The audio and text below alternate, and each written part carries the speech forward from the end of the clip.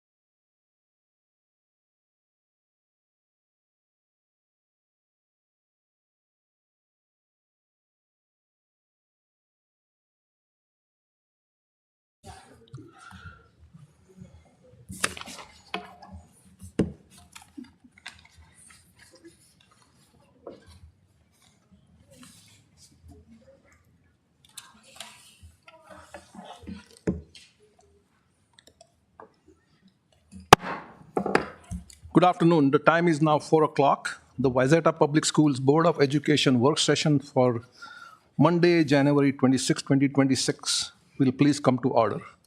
Let's go around the table for introduction. We'll start from my right. Sheila Pryor. Dan Ginestra. Alicia Little. Paras Bende. Valentina Ayers. Heidi Cater. Chase Anderson. And I am Milind Sohoni. Thank you, everyone, for joining. We'll start with the first item on the agenda, which is the superintendent's reports. As many of you know, there is a referendum, bond referendum, coming up on April 14th this year, and Dr. Anderson will share the community presentation for the board, for the bond referendum in April. Dr. Anderson. Thank you, Mr. Chair, members of the board. Thanks for giving me an opportunity to present here today. We've been out beginning our preliminary rounds with PTA groups and staff meetings and showing a PowerPoint presentation that provides an overview of the upcoming referendum. And I think you'll find that the detail in here is helpful to give you a pretty good comprehensive picture about what the 3 questions on the ballot will be on April 14th, and also some early voting time prior to that, and I'll speak a little bit about that. There is also a packet of information that's been provided to you, I think, at your seats, and then when I finish up with my presentation, I think Amy Parnell will provide a brief overview of what's in the folder and the packet that has been provided to you. So hopefully that information will be helpful to you. Hopefully the presentation will be helpful. I know some of you have seen this and may see it some additional times along the way, depending on which committees or advisory groups that I present to. But I just wanted to make sure that the entire board had the opportunity to see the slides and also to have this as part of our video and audio recording of today's meeting, so that this information is made available to the broader public. So you'll notice on this first slide, the introductory slide, that there's the official vote date of April 14th. That's coming up here in less than 4 months, and we'll be also beginning in those documents that were handed out. It indicates when early voting begins, how our community can vote early if they choose to do so. But the official election day is on Tuesday, April 14th. One of the things that we've done over the years in advance of doing a referendum for facilities and or other types of levies and bond questions that might be coming to the community is to do a community survey. And we've also done a general community survey over the years, about every 3 years, probably during the 18 years that I've been here in the district. And a couple of the points that were taken from the most recent survey that we did is that 92% of those who were part of this random sample, I think it was of about 400 individuals within the community, and the firm that we work with, the Morris Leatherman firm, looks for a broad base of constituency from across the community. And a pretty consistent ranking that we've enjoyed over the years when we've done these surveys is that 92% of our constituents or respondents to the survey indicated that the quality of our schools is excellent or good, that our schools are a good value for their investment, and that the quality of our schools increases home values. So this is information that was very helpful to us. And as you might recall, Peter Leatherman came and gave a presentation at board work session, I think in November. I don't know for sure, but I think it was either the regular meeting or the work session in November, where he gave that overview to the full board. We submitted, and you'll recall taking action as a school board to authorize the administration to submit to the Minnesota Department of Education what's called a review and comment document. And that went to the MDE, I believe, in mid to late November. And we heard back from them a couple weeks ago, and they gave us a positive review and comment without any questions. So it's pretty unusual to get feedback from MDE on a review and comment document without a request for any follow-up questions or additional information. So we felt supported in that regard from the state. And that is an important step in being able to move forward in the process. So I wanted to just make sure that our community was aware of that as well. One of the things that we've spoken about frequently for about 18 years now, we've had a AAA bond rating within the school district. That's a great indicator for a couple things. One is that it's just a good indicator of quality financial management and a good financial standing and financial status for the school district. And also when taking out loans for facilities and bonds like we're going to be doing, we get, assuming a passage of the three questions, we will get a lower interest rate for that. So that's a really helpful thing and saves our taxpayers money and provides us with the adequate funding that we need in order to move forward with the facilities that have been proposed. So I like to report on that. That's a real positive thing. We're one of 3 school districts within the state of Minnesota that has the AAA bond rating. And I've been told one of about 100 across the nation that have a AAA bond rating for public schools. This chart shows an enrollment historical perspective going back to the 2012-2013 school year. So you can see that in that fall of 2012, we had about 10,500 K-12 students. And this fall for the 25-26 school year, we have right at 13,000 students. So we've had that pretty significant increase. On the chart, you'll notice one dip. And I've mentioned this before when we've presented slides that look similar to this. Of course, that's the couple of COVID years where in that 2020-2021 school year, we actually decreased 200 students in the fall. And we didn't grow, obviously, that year by the 200 to 250 students that we had been growing pretty consistently in the past several years. So we took quite a dip there. But you can see now that starting with the 2021-22 school year, there's that upward trend again. And that has brought us up to that 13,000 mark for the current year. I've been sharing at PTA meetings and other groups that I presented to my perspective and reflections on the footprint of the community and its full build out, which I don't know exactly when that would be, probably in a 10 to 20 year range, would be somewhere around that 14,500 to 15,000 mark. And there's some slides coming up that I think will demonstrate that. And I think will probably carry us pretty close to being at that equilibrium point where the facility capacities that we have to accommodate that 14,500 to 15,000 students, I think will be pretty adequate going into the future. But anyway, I just wanted to highlight this and let you see the 12 or 13 year trend line for the past several years. We have been very busy in the entire 18 years that I've been here, focusing on facilities, building new schools, adding on to existing schools, and improving the facilities of our current schools. These are a few of the key benchmarks that we've been a part of over that couple of decade time period, going back about 12 or 13 years in 2013. We built additions to Greenwood, Oakwood, and Sunset Hill to help accommodate increasing capacity. In 2016, we opened Meadow Ridge Elementary School, and in addition to the high school. 2018, the voters approved the purchase of land, and we'll talk a little bit more about that. And I've referenced this numerous times and in PTA meetings, probably since 2018 or 2019, since we purchased that property. It's about 85 acres out in Medina. And that whole time through when I've been speaking to that, and since we purchased it, I've been saying that it is large enough to accommodate both an elementary school and a middle school. In the event the school board needs to move forward in the future to expand capacity, and now we're at that point. In 2019, we opened Northwoods Elementary School. In 2020, we opened the new Early Learning School, and for those of you that aren't familiar, which I think all the board members are, but our Early Learning School was constructed as an addition onto Oakwood Elementary School, or on the Oakwood campus. And at that time, we had enough funds to finish the first floor, but not enough to finish the second floor.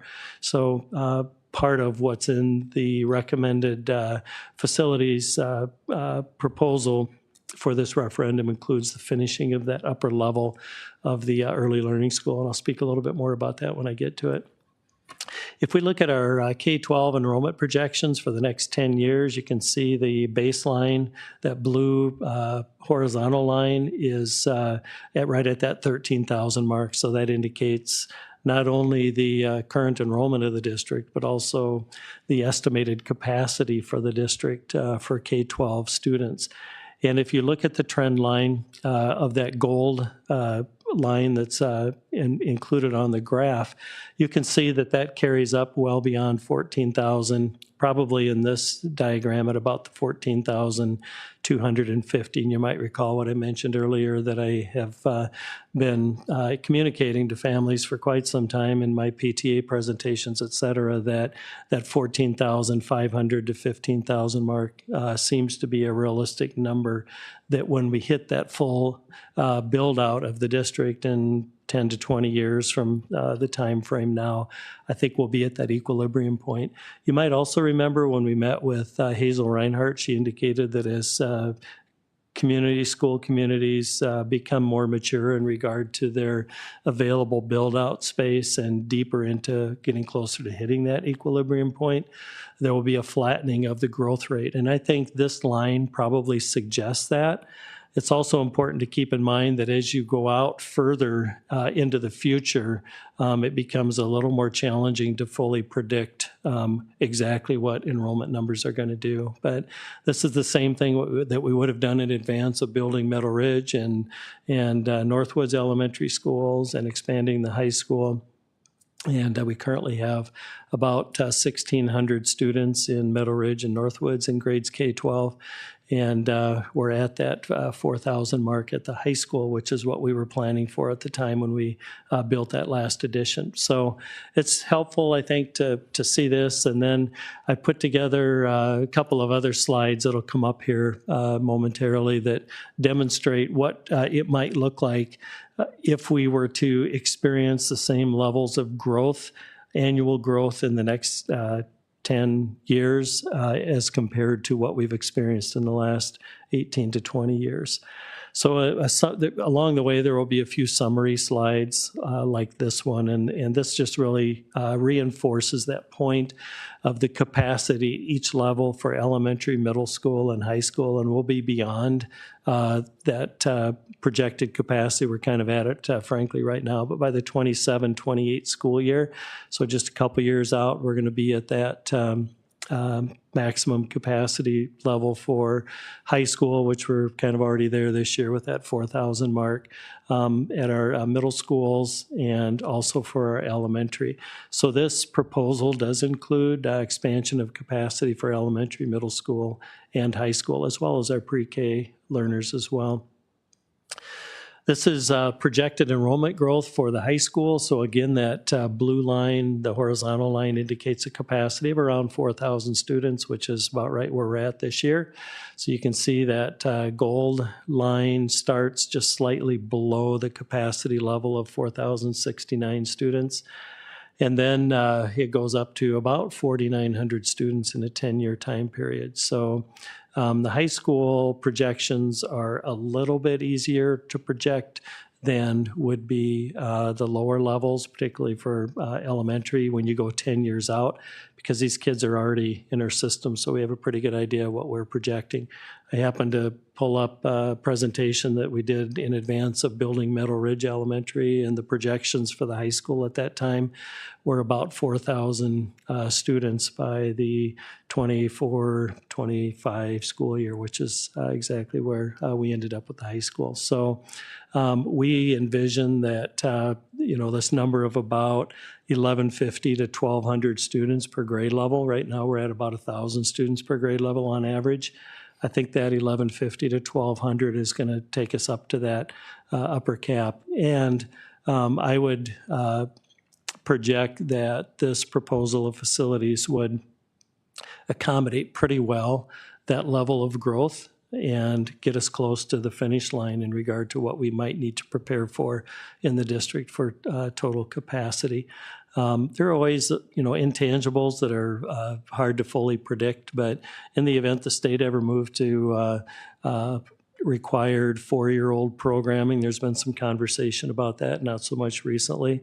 That would really drive a need again for that elementary capacity, but that would be speculation at this point. But it was under pretty serious consideration for a while, and we do accommodate a lot of four-year-olds currently in our through our community ed, Wayzata Kids programming. And there's a lot of unmet demand for pre-K learning within the community. So I don't know what in the long haul the state is going to do in regard to providing resources and or expectations for public school districts to provide that. But that's speculative and hard to know. But for the high school, we've got a pretty good read on where those numbers are going to go. Middle school, you can see it continues to grow for several years, and then it demonstrates here that it might kind of level off. And that's at about the 3,400 mark.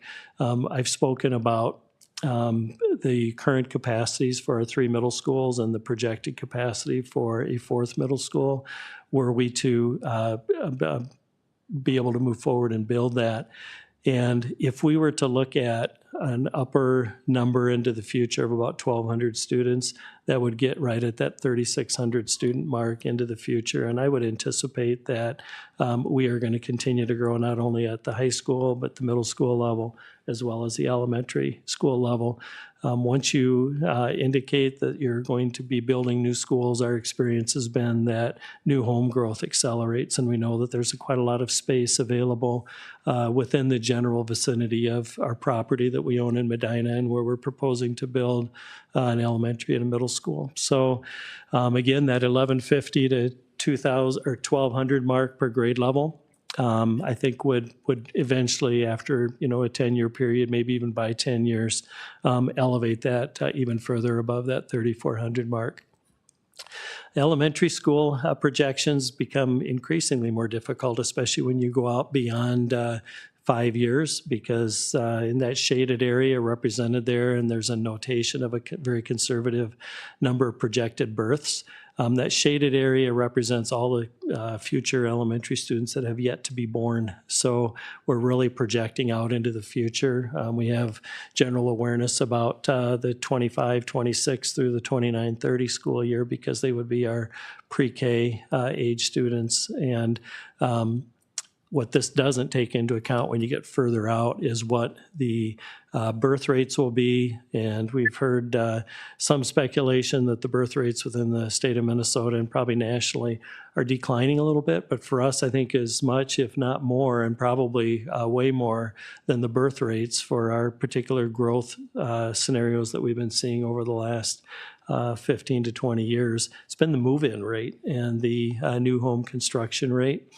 And the thing that hasn't fully popped yet is what we call the turnover rate. So we know that there are a number of homes. We have about 30% of our homes that currently have K-12 students currently residing in them. And with time, some of those homes we're anticipating, particularly maybe on the eastern most part of our school district, are going to start turning over, and new residents will move in with school-age children, and we think that that will continue to fuel it as well. So I like to just highlight the challenge with predicting K-5 enrollment, but in the same token, I would suggest that back before building Meadow Ridge and Northwoods, there would have been similar trend lines. One difference being is there was more open land and probably a higher projection of new homes. But we know that the city of Medina has about 600 new single-family homes on the radar anticipated over a relatively modest rollout time. But at some point, those homes are going to be there, and we're going to need that capacity for those buildings. I wanted to demonstrate the what-ifs. So I worked with our communications department to put this graph together. And on the next slide, I'll interject what the enrollment projection growth looks like when compared to this. But to describe what this depicts, you can notice that horizontal line again. The blue line indicates the K-12 capacity of around 13,000 students. I wanted to draw a projection line in the event, in that gold line that takes us up to just under that 15,000 mark in 10 years, is what it would look like if we grew on average in the next 10 years by the same amount that we've grown for the last 18 years, which is, I think, about 185 to 200 students per year has been sort of the average over that 18-year period. So if we were to grow at 100% of that same rate in the next 10 years, we'd be just under that 15,000 student mark. The green line represents what would happen if we grew at 75% of that average rate for the next 10 years. And you'll see that it takes us to right under that 14,500 mark. I also included a line that demonstrates what would happen if we grew at 50% of the rate in the next 10 years as we have in the last 18 years. And that would be represented by that blue line that's just under 14,000 students, or about 1,000 students more than we currently have. And then finally, I wanted to see what would happen if we projected just a 25% of that growth rate for the next 10 years. And it brings us up to about that 13,500 mark. So regardless of any one of those four scenarios, you can see that it's well above what our current capacity is. There is a need for more space at all levels, and now's a good time to start planning for that. If you interject the projected number of K-12 students for the next 10 years, you can see where that trend line falls on that gradient when you get 10 years out. So it's demonstrating here with the, again, not fully knowing when you get those 5 years out what the total number of new homes might be built, and the move-in rate into the school district, which has been a very significant variable for us for the last 18 years.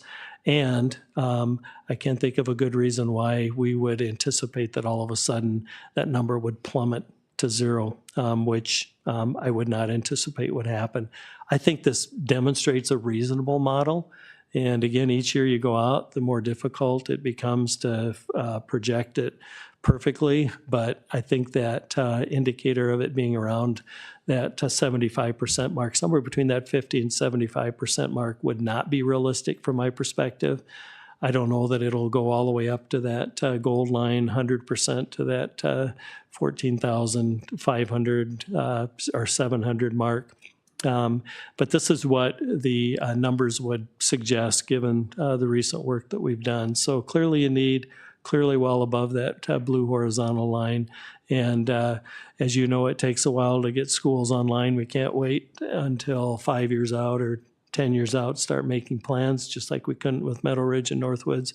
But we need to be prepared for when these students are here with us so that we can accommodate them. And many of our buildings currently are quite tight, and we have very little agility within the buildings to accommodate for year-to-year fluctuations and responding to the unique needs of our students. So I think we've definitely demonstrated a need for additional capacity into the future. I've referenced that the official election date is Tuesday, April 14th. And there will be an opportunity to vote prior to that as well. But that's the official date when the final tally will be taken, and we'll be able to learn from what our community move forward with in regard to responding to the facilities. As you would know, and as you're aware, there's a lot of work that goes into getting to this point. Frankly, we've worked on facilities, and it's been an annual process for the last 18 or 20 years where we've been taking a close look at our current facility capacity. We've done all kinds of things over the years to accommodate in the short term until such time when we were able to expand and add classrooms to existing buildings or build new schools. But we've been really in an ongoing continuous review and evaluation of this. We also do a lot of long-term facilities maintenance with our facilities.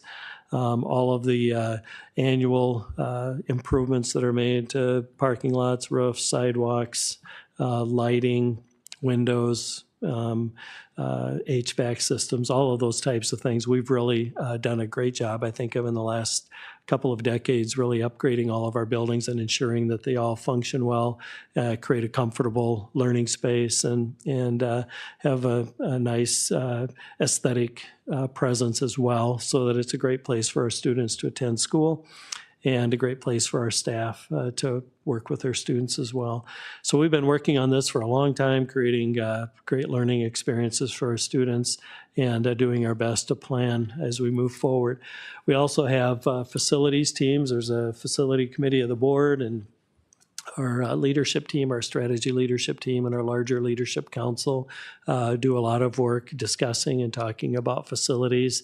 Principals are in regular communication with our district staff, speaking about the needs that they have. We've made some smaller scale renovations within many of our buildings over the years to accommodate additional unique learning spaces that might be necessary for some of our students, et cetera.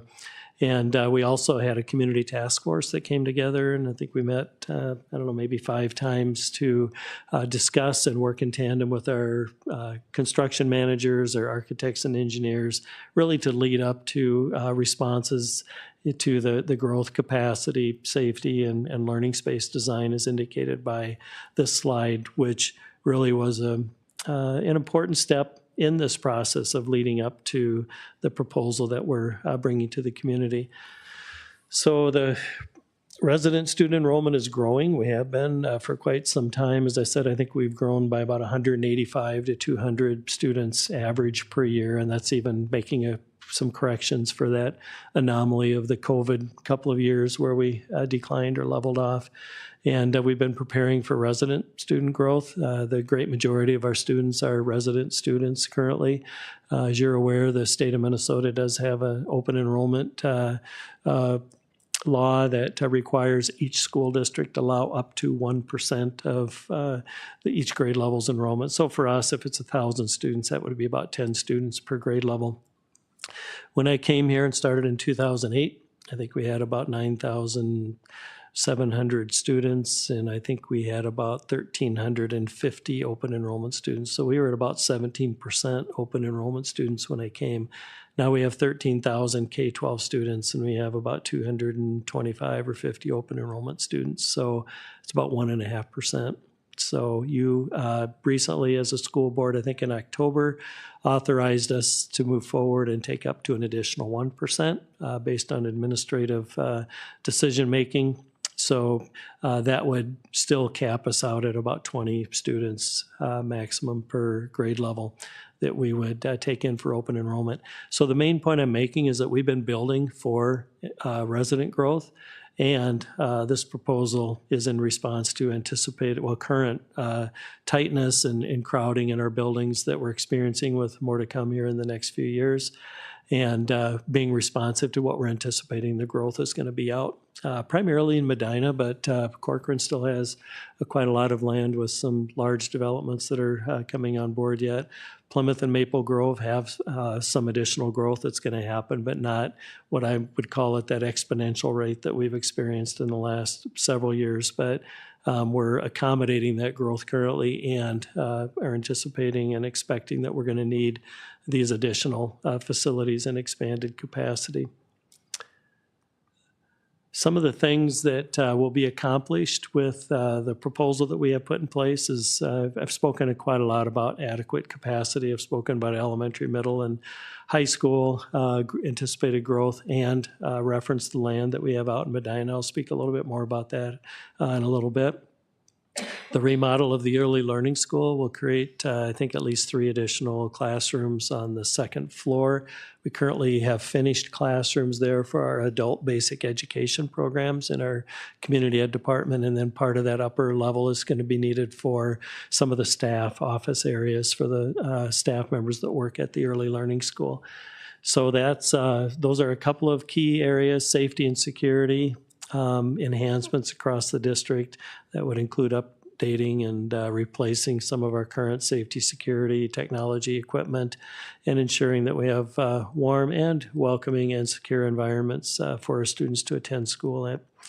Expanding updated learning spaces, particularly with being able to be responsive to the unique needs of our learners, whether they're receiving special services with us or just accommodating the wide array of instructional approaches that our teachers and principals implement within our schools. We want to make sure we have high quality learning environments that are designed to be responsive to what the student needs are. upgraded kitchens and cafeterias. I'm going to speak a little bit more about this. So I won't go into great detail with it here, but we want to make sure that our students have consistent experiences across the district. And right now, there are some inconsistencies that we can improve on. And also new activities in athletic spaces to support our physical education classes, our high school co-curricular athletic program, specifically our swimming and diving programs. And that would be accomplished with these proposals for new gym at Sunset Hill, a new gym at West Middle School, and a new competitive 8-lane pool at Wayzata High School to accommodate our approximate 200 student athletes at the high school. That I'll speak a little bit more about that in a future slide, so I'll move on from that at the current time. So there will be 3 questions on the ballot. The first one is a renewal of one of our 2 technology levies. As you're aware, we approved one of those, I think, 2 or 3 years ago. And the other one has a couple of years of time left on it, but this would be to extend that for an additional 10-year time period. And you'll notice that it states on there no tax increase. That is accurate in the fact that this is a renewal of an existing levy, so there would be no additional increase from the current levels that are being collected to fund that $6.5 million per year, which is about half of the total technology dollars that come into the district. And it's important to keep in mind that that funds not just technology systems, not just student devices, but it funds software, it funds all of the hardware for our staff and for students as well, and provides a lot of professional development and support staff to ensure that our technology continues working well in the district. So it's a lot more than just student devices, and really is essential and important to helping us deliver our instructional content through the available technology systems. Includes all the smart boards, apparatus like this that are in the classrooms, et cetera. So it's a really essential package for our district. Question 2 is that total of about $465 million that would fund the new elementary, the new middle school, the addition to the high school, and then make a number of improvements, which I'll speak to a little more in detail in a moment. Across the district, the increase, monthly increase in taxes would be $29. And keep in mind, if you look at the footnote there at the bottom right, those tax impacts are based on the average priced home within the footprint of the school district, which is about $650,000. That was determined by Ehlers, a consultant that we work with, and I don't know exactly how they do that, but they're very good at it, and that would be a very accurate portrayal of what the average priced home is within the footprint of the district.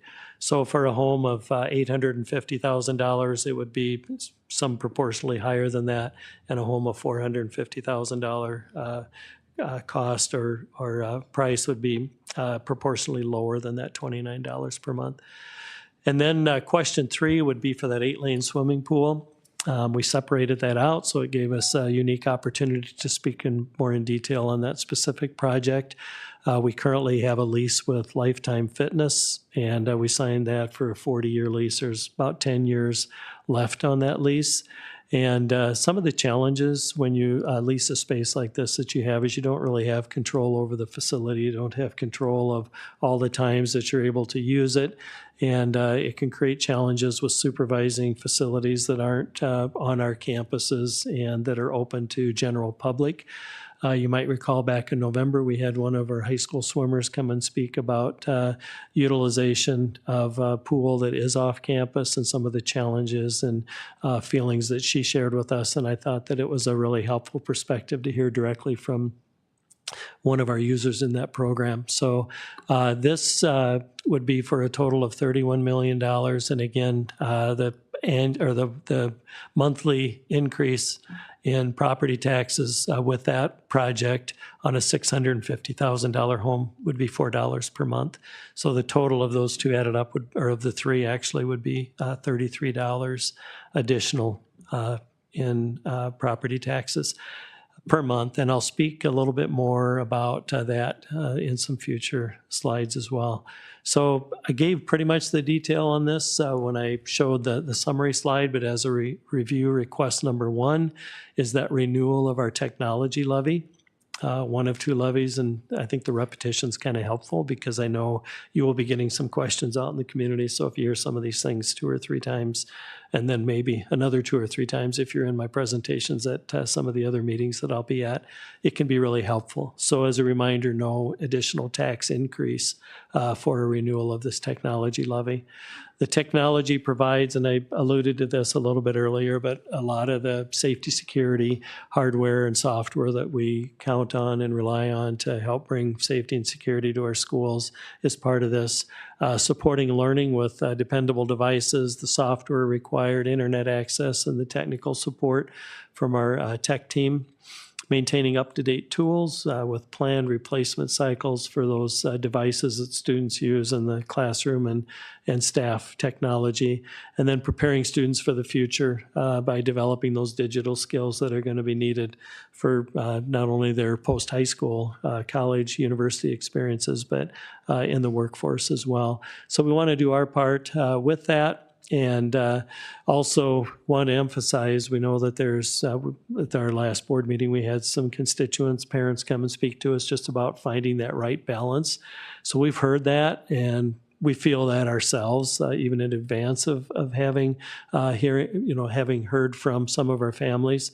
So we're committed to, and I think you're going to hear kind of a quick overview of that here tonight in a different presentation. But we're committed to finding good ways to prioritize that instructional purpose of usage of screen time. Supporting developmentally appropriate use. We know that the needs at the elementary and the time on devices is going to be different for elementary than it might be for high school students, but we really want to find that balance of utilizing a wide range of instructional approaches and not losing sight of that really important human-to-human interaction between teacher and student and students with their peers, and finding that healthy balance. Request 2 is that what I call or refer to oftentimes as the comprehensive facilities package. Some of the key areas that are incorporated into this proposal for question number 2, again, the capacity, I think I've hit on that quite extensively, the safety and security. I brought forth in the last slide and spoke about that as well. And I think we'll have that opportunity in a future slide in addition.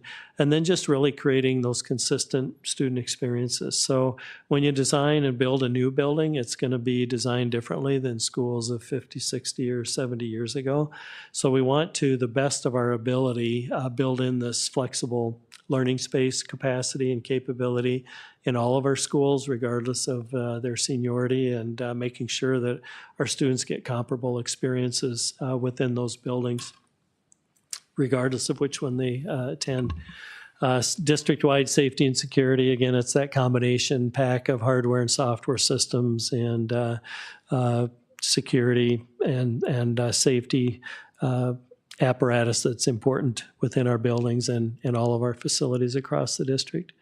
Again, just reinforcing that point that we need more space at all grade levels. That's been true for us, I think, every year I've been here, frankly. And sometimes we've been able to accommodate it in short-term approaches, knowing that we would soon outgrow those short-term approaches. And sometimes the challenges with that are, first of all, finding a space that would be conducive. Second of all, it almost always requires retrofits.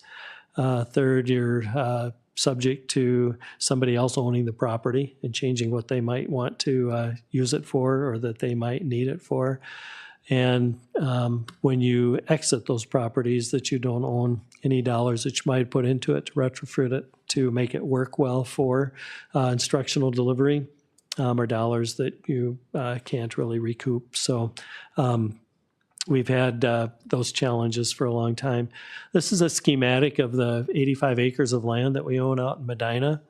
So a couple of markers that might help you envision a little bit where this is at. But if you look in the upper right-hand corner, you'll see the 4-lane Highway 55.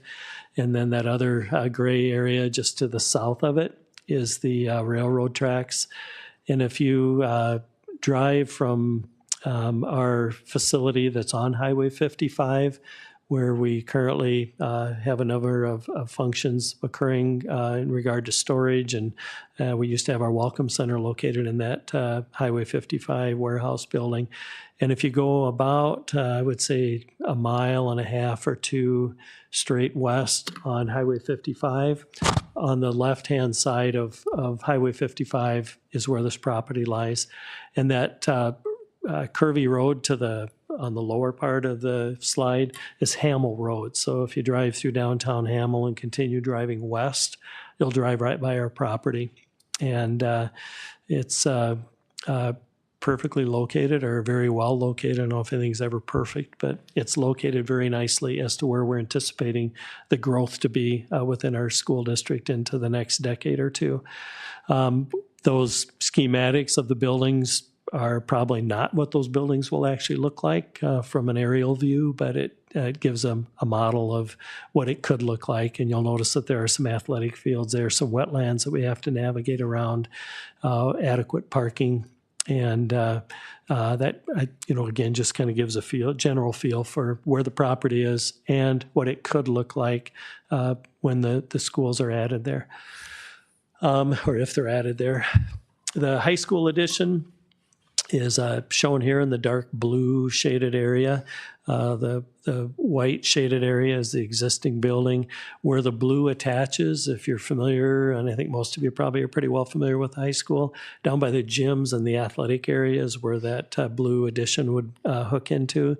You'll notice a new perimeter road demonstrated there by the gray shaded area that would navigate around the new perimeter of the building.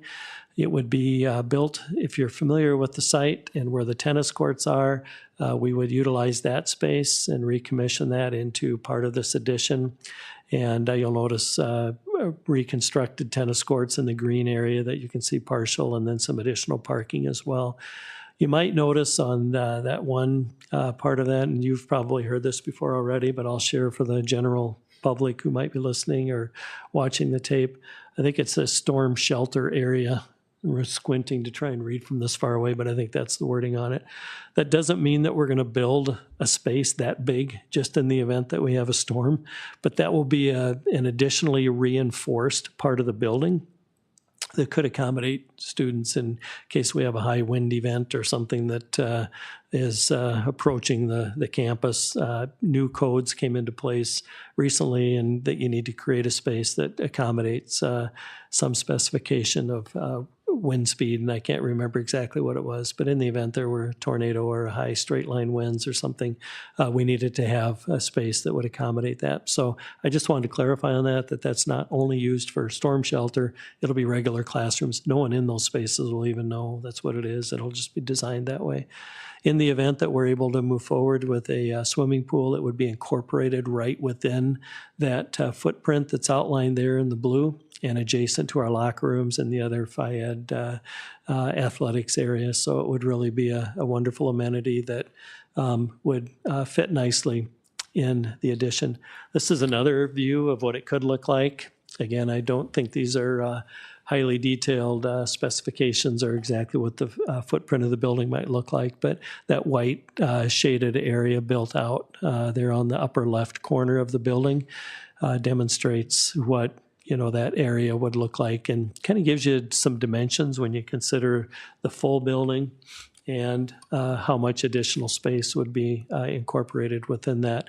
One of the concepts that we've talked quite a lot about, and I can't remember if that comes up in a future slide or not, is incorporated within this expansion at the high school would be a CTE set of classrooms that would really, which stands for Career Tech Education, would really be responsive to future employment opportunities. An example currently is we started a CNA program, a Certified Nursing Assistant program at the high school a couple years ago.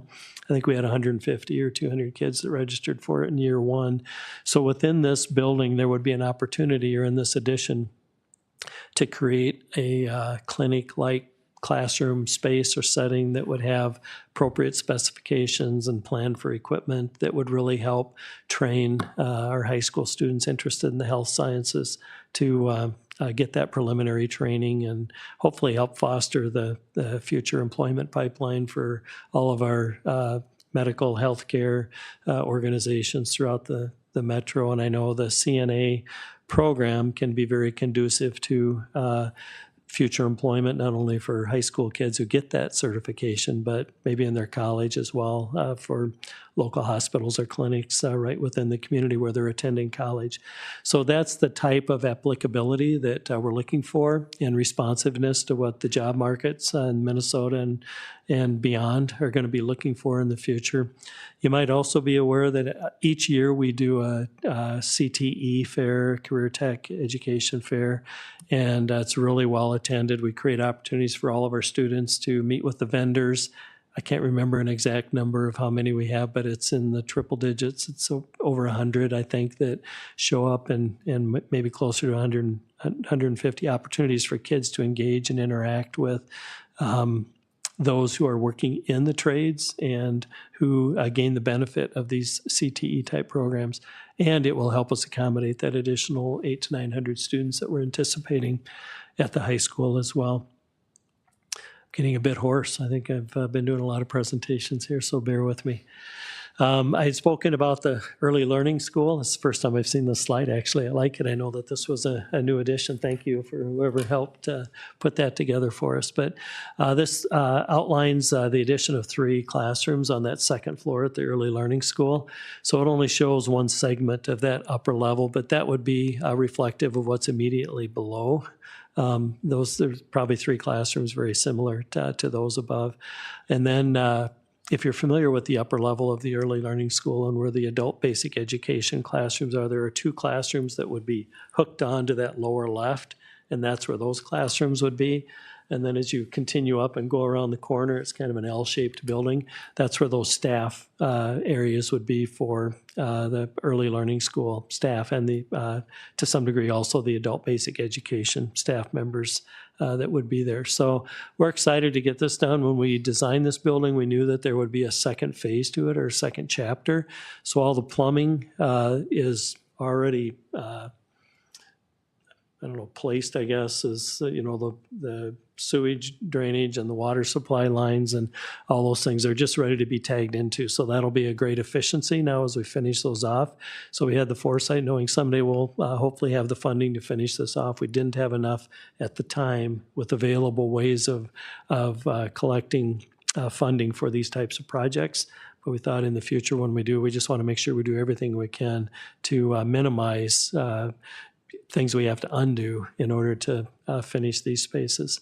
We're also interested in this continued concept of creating consistent student experiences across the district, and particularly, although not exclusively at the middle school level, this is a really important feature that we want to be able to build into not only our new middle school, but respond in ways that will help replicate some of these expanded flexible learning spaces in our other 3 middle schools as well.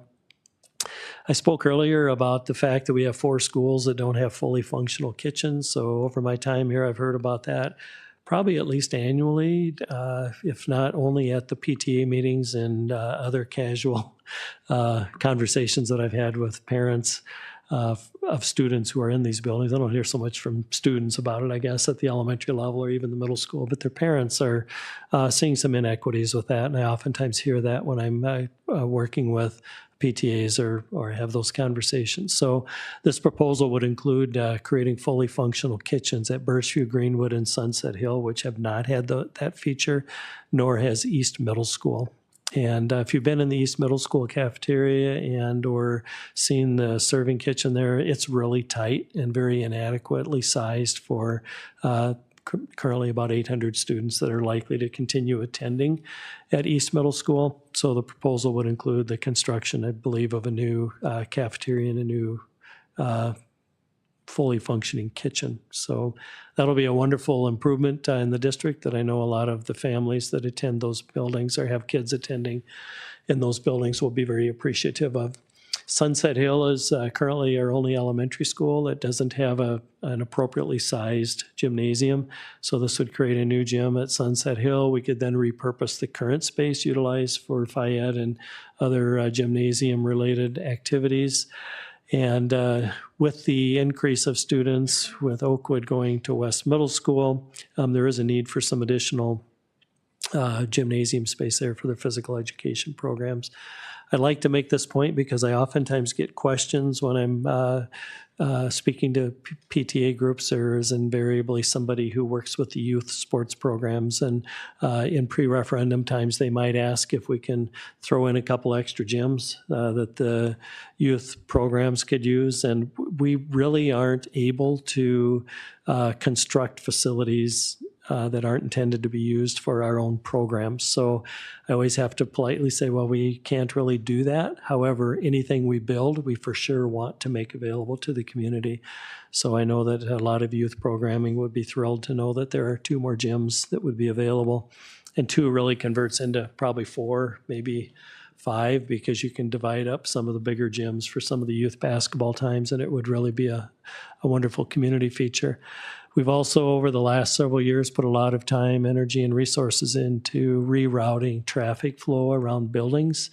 I think most of our buildings are in pretty good shape with that right now. There are always challenges with it, and it's hard to design the perfect layout for buses and cars and pedestrian traffic. What we try to do is separate buses from cars to the best of our ability.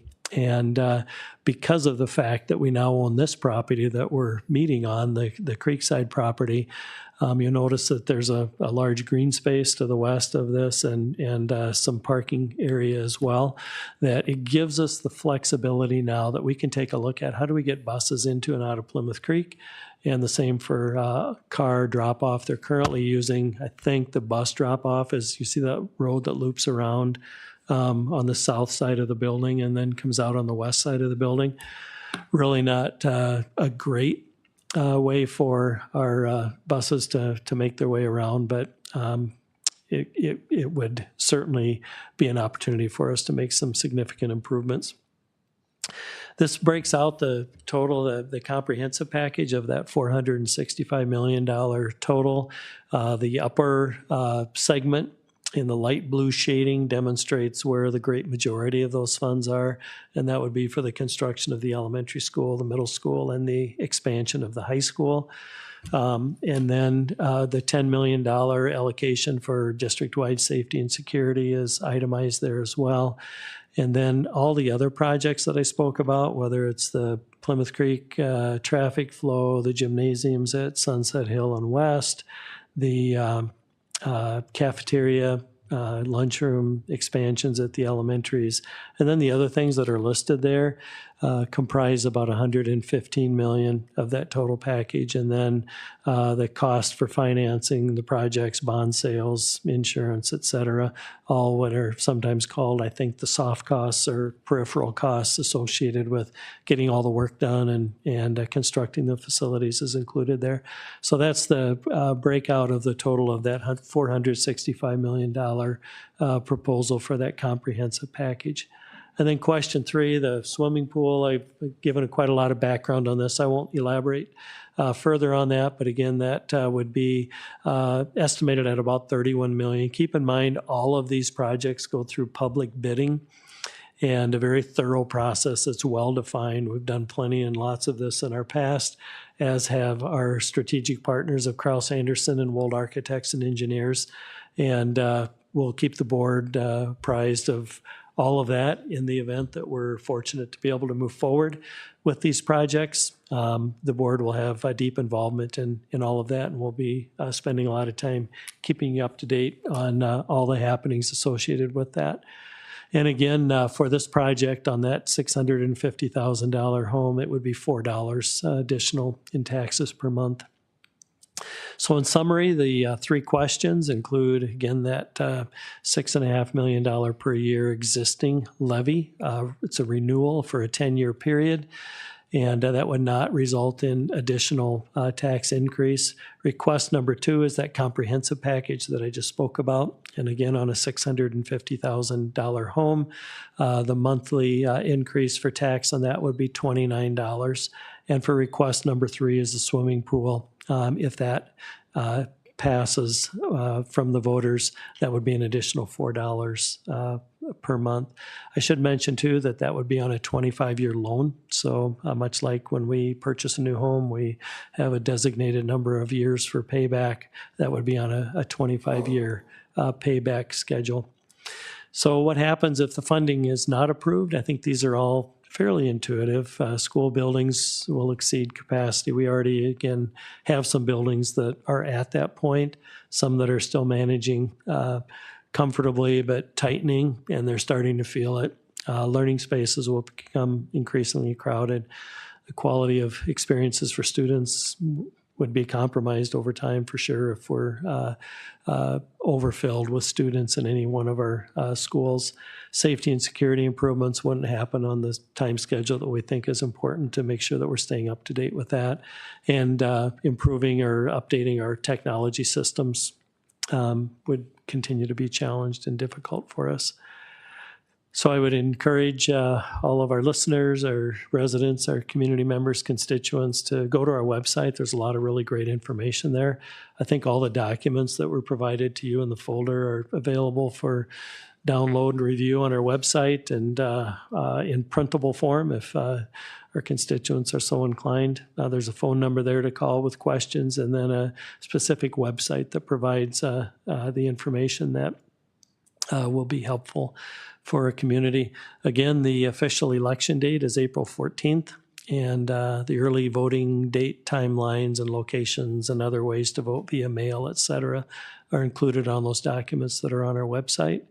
And I think that's my final slide. So with that, I rambled for just about 55 minutes, but that's about what it takes to do a thorough overview. And this one I particularly probably shared a little more detail because hopefully this can serve as the community reference point for anybody who has an hour where they don't have any television shows they're interested in. They could pull this up if they were so inclined and learn a lot about our facilities. So with that, I'll turn it back over to you, Mr. Chair, and field any questions and invite my colleagues to, oh yes, I'm sorry, Amy was going to give an update of what's in your packet. I'll just quickly go through the packet. Good afternoon, everyone. If you look at your packet on the right side is a 4-page fact sheet or flyer, and we consider this to be the main piece to share all of the information about the referendum. All of the information is basically on the front cover. If you go to the inside, you're going to get more detail, the charts, the enrollment charts, and on the back, you will see the 3 funding requests in more detail. So this is kind of the main piece that we're using throughout the campaign. And then on the left side of the packet, the first piece you have is what we call our bookmark. These will really be used at our schools throughout the campaign, at conferences and other events that are happening in the buildings. And I would think of this as your elevator speech. It kind of gives you the main talking points, and on the back, again, a summary of the funding requests. And then there's a QR code that goes right to our website and would share information about early voting and other ways to vote.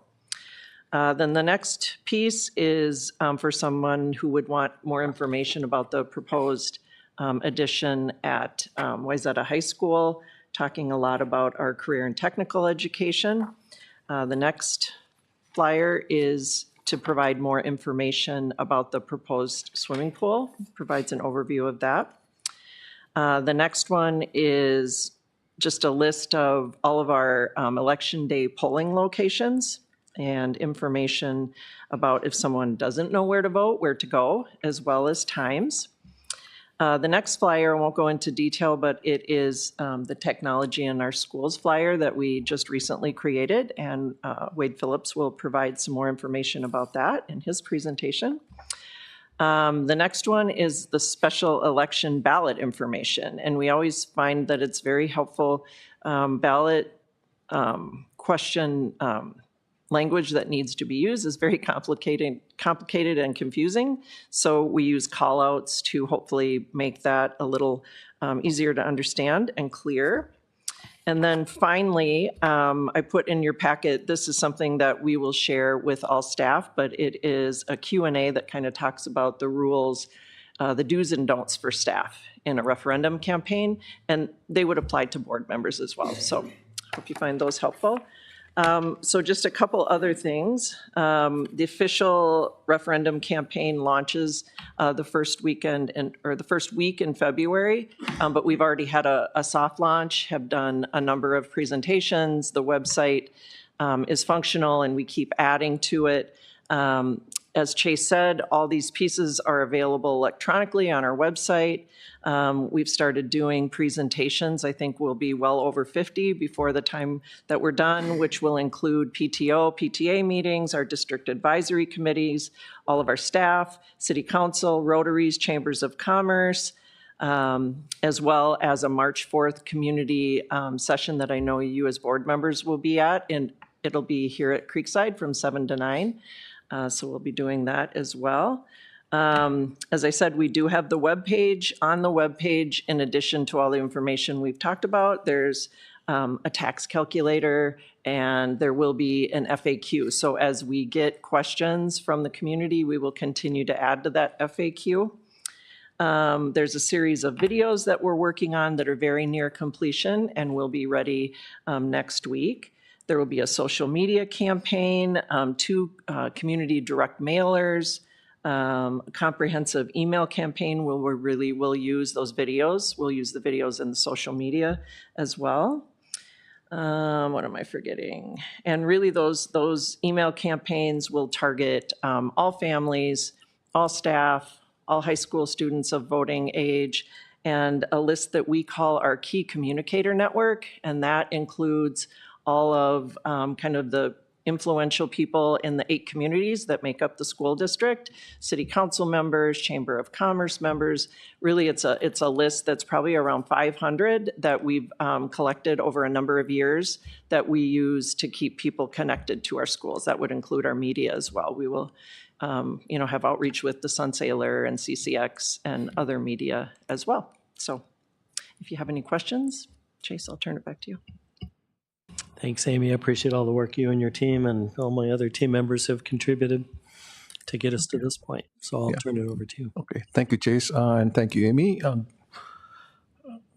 just thinking of our last Community Relations Committee meeting where Amy had handed out a 2-page spreadsheet with your presentations. About how far have you completed that? Those were a lot of meetings, right, for you? In regard to total number of presentations, Yeah, right. I think this is maybe number 7 or so at this point. It's a long way to go. Okay. 43 to go. Yeah. Pardon? 40 to go. Oh my God. Okay. Click them off 2 or 3 a day at a time, I guess here, but that'll be a big part of my role here. In this. I hope they're not all each 1 hour long. Are they that long? I can compress it. I can do as quick as 30 minutes. Wow. I tended to give you the whole loaf rather than slices. So We also will, like, if we're only given 15 minutes, like at a city council meeting, then we'll use our video, which will be about 4 minutes, and then, have the fact sheet and then open it for questions and answers. Yeah. Okay. Good luck with that. I don't envy you. So thank you for that. Any comments, questions? Millen, just one comment. Trevor did a good job in terms of presenting this in our last CFAC committee meeting, and CFAC representation is really great because we have some of the members who are on the committee for long period of time. They've been engaged with school district, and you said that in your presentation, but I wanted to reiterate the feedback that we received from Minnesota Department of Education, that was with 0 findings. For a referendum of this size, that's very unusual. So I know you called it out, but I wanted to reiterate that because that came up in our CFAC meeting. So again, just wanted to congratulate everyone who was engaged. Something of this size going to state and not having a single finding is a great accomplishment. It shows how due diligent the team was and how it was put together in perfect way. So again, kudos to you all. And again, Trevor, really great job in CFAC committee. Thank you. Thanks, Paras.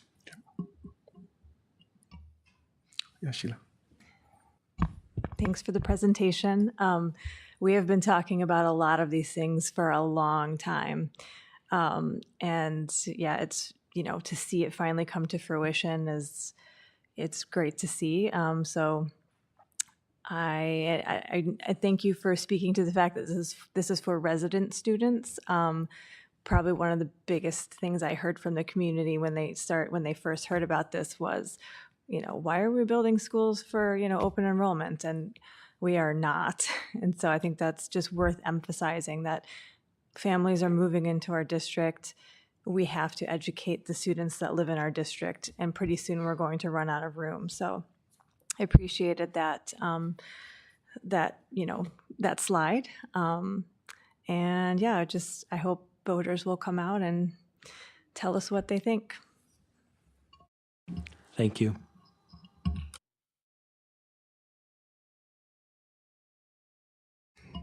I have some questions. Help me to understand with numbers. Looks like within 10 years, we're going to be, the numbers are looking, if I did math, if I did math correctly, 1,250 students kind of over the numbers what we have right now. But what we are proposing with additional to high school, new middle school, and elementary school, total will be 2,600. So the difference is 1,350 students. So, I mean, that much space will be left. What are we planning to do with that space?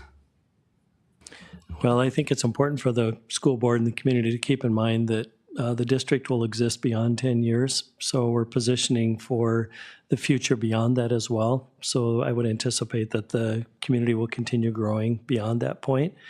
And we currently have buildings that are crowded. And part of the challenge we have in buildings that are filled to or near capacity is that there isn't really a lot of flexibility. So in the event that for a period of time there are fewer students than we might have rated capacity for, it will only contribute to a more positive ability to respond with high quality instruction that's flexible and responsive to the unique needs of the students. I referenced agility, and I use that terminology not to reference any physical capabilities of our principals, but agility to be responsive in the buildings to find space when unique needs crop up, and that would provide some opportunity for that as well. There's also, if we find ourselves with some additional space, there is a high unmet demand within the footprint of the school district for pre-K, early learning, 4-year-old programming. And in the time frame while we're building up to that full build out of 14,500 to 15,000 students, we would have no issue being able to accommodate and make really good use of that space to help our community with those interests in pre-K learning as well. So I think it would be an okay thing to have an experience different than we had at Meadow Ridge and Northwoods, where within 2 years they were at or near capacity, and to have a little bit of flexibility to grow into these spaces. It's a new chapter for our school district where we were moving quickly to respond to very rapid growth. And now I think we're at that point where long-term rapid growth is going to start slowing down. We heard that from Hazel Reinhardt when she presented that that's a normal thing. And I think it actually would be a good thing if we found ourselves in a position to have a little bit of flexibility where we weren't working as hard as we currently are to find any kind of available space that we can convert into a classroom. Or currently we have one of our elementaries that we needed to use the technology room for a standard classroom space. So we have our technology on a cart, and that staff member rotates around the building with a cart of computers. So we want to minimize needing to default into those types of reactions or responses within the building. But I'm confident that with time, we're going to need all the space we are planning for currently and beyond. And it would also create that agility that I think could be really helpful for us, because we aren't accustomed to that. We've been scrambling to, find spaces in many of our facilities to accommodate the growth that we've had. And I'll have couple questions about high school. Some will be, to be honest, what was addressed by one of a parent. And I didn't want to take responsibility just to answer myself because I cannot.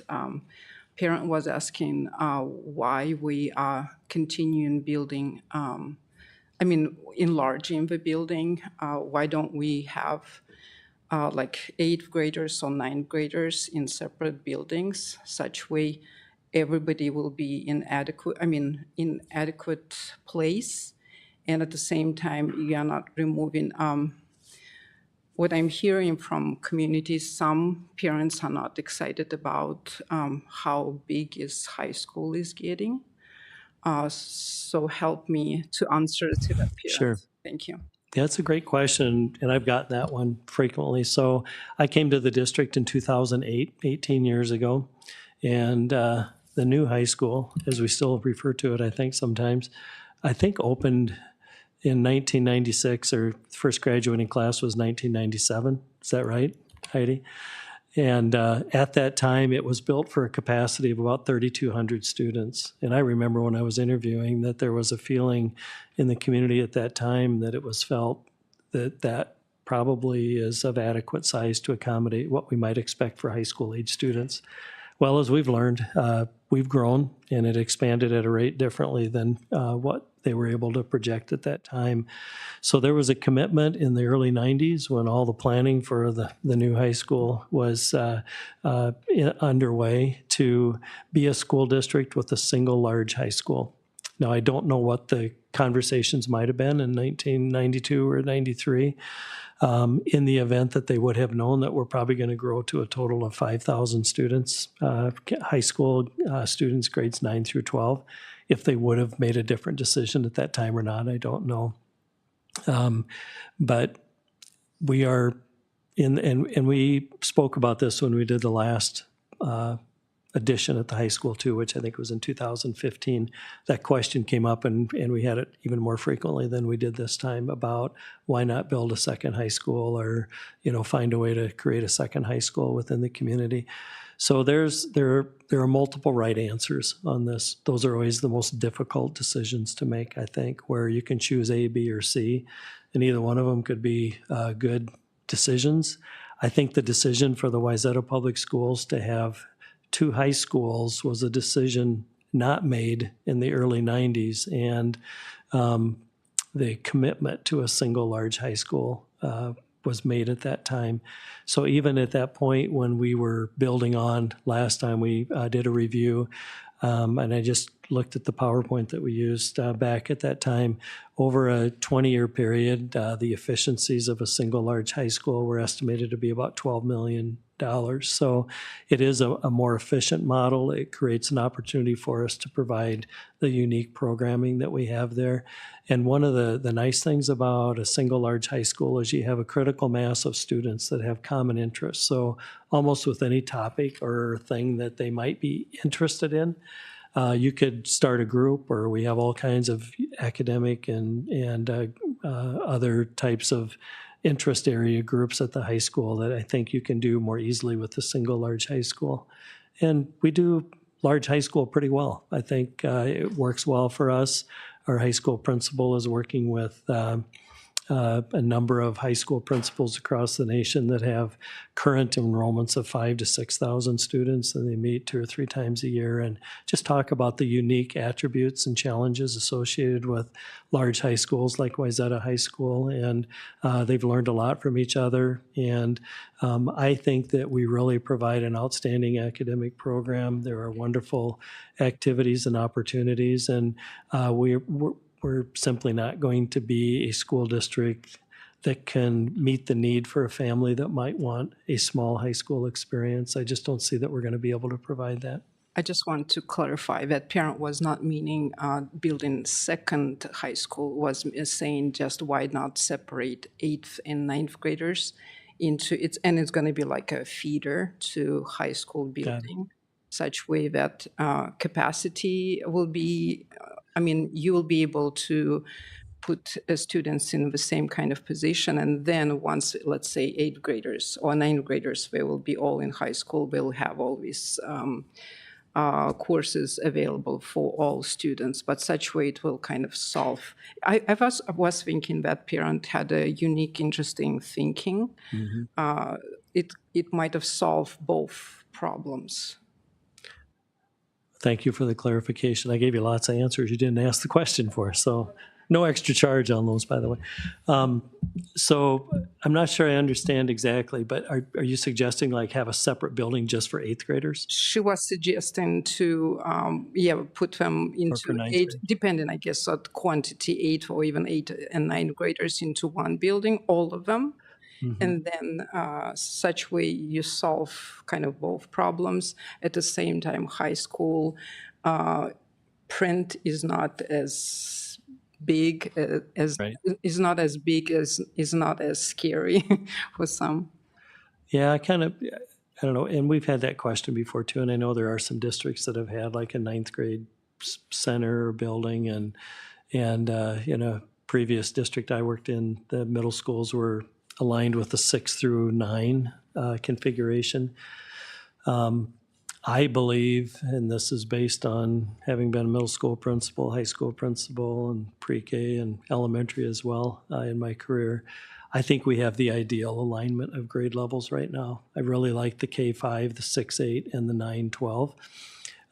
If you have a building that has only one grade level in it, one challenge I would see, and something that I don't think is the best idea, sometimes districts might make that decision to accommodate for space needs, et cetera, for a short time period.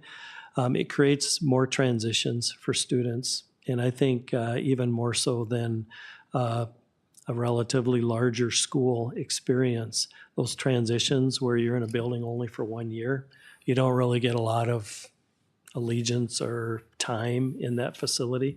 And I think those transitions can be challenging for kids that, they accommodate them well and they manage it well, but it's just the longevity within a building is really kind of a nice thing if you can manage it. So, and developmentally, ninth grade kids, even though they're quite a lot different from seniors, are more like seniors than sixth grade kids are like ninth graders. So I always felt a little bit disconnected in that building where we had that configuration. I share all that only because I think we have the ideal package of grade levels in the same building. I think developmentally it really works well. So I don't know if that was helpful. I could probably help you reshape better answers for that parent, or the parent could feel free to call me too. I'd be happy to talk with him or her. Thank you. So I have a question, related to what Valentina asked about the high school being so big. So after 5,000, I think that's the capacity we are looking at, right? After 5,000, we have more room there at the current location to expand the high school if there are more students, or then we have to go to another location, another My prediction is 5,000 will accommodate what the district is going to yield for high school age kids in grades 9 through 12. Okay. And, in 10, 15 years, when maybe that gets fully occupied, it's hard to know what additional types of high school learning experiences might be created off campus, or, we have some students that participate in the PSEO programs at our universities. And I'm talking about space requirements after that. Do we have additional space where we are right now for another addition, or do we have to go to another site? if we needed to build onto the high school again, Right. yeah, I don't think we'll need to. I think if we get to this 5,000 mark, Okay. that brings us to that, 1,200 plus per grade level. I think the 1,200 mark is sort of going to be that high water mark per grade level. Okay. Now, in 10 to 15 years, when I could be proven wrong, I can say that more easily now, probably. I won't be the superintendent in Right. 12 to 15 years, but I've been saying it for 10 or 15 years, and I'm using it just based on what I've seen, what I know about the footprint of our district, how much available space is out there yet to be built out. And I think if we get to that 1,200 mark district-wide, that positions us around that 15,000 mark. And I think that's going to be real close to that high water mark in the district. And then we're going to be built out. And then I think we'll hit an equilibrium, which will be kind of nice because that might suggest no more boundary changes, no more, building of new buildings, et cetera. I spent 16 years in my previous district. We never once changed boundaries because it was at that equilibrium point, and we could predict within a dozen students at every grade level pretty much exactly who was going to be there, but we just haven't been in that mode in the last 15 to 20 years. You've spoken a lot already. I just had one more question. I know you already talked about the kitchen and cafeteria expansion. You didn't want to elaborate a lot, but I think the new school, middle school, new elementary school, expansion of the high school, technology changes and all that, those are pretty evident. But so that the viewers understand how much far off we are in terms of recommended kitchen and cafeteria capacity to what MD recommends. If I remember correctly, we are way short of what they recommend, right? So if you can just quickly summarize, that part, then the viewers will understand why we are actually doing that. Yeah, I won't be able to cite specific numbers. I don't know if any of my colleagues will be able to or not, but I remember really being taken when I saw particularly the East Middle School numbers. It was woefully inadequate. Like, I almost want to say it was like 1/3 of the recommended size based on the MDE guidelines. Okay. And I think for Birchview, Greenwood, and Oakwood, a similar thing would be true. I don't know that it was quite as dramatic with the size of the dining or cafeteria space, but the fact that we can't fully prepare meals in those buildings is, I think, where a real challenge lies. And we want to, have adequate space for kids to spread out when they eat their lunch as well, or those spaces get used for other things as well. But the lunch times are the high volume time for sure. So I don't know the exact numbers. I could get that for you. No, that's okay. At least Pretty sure people have an we idea now. Yeah. Okay. Thank you, Chase. Any other questions, comments? You have one, Alicia? No? Okay. Thank you so much, Chase. Appreciate that. You're welcome. Thanks.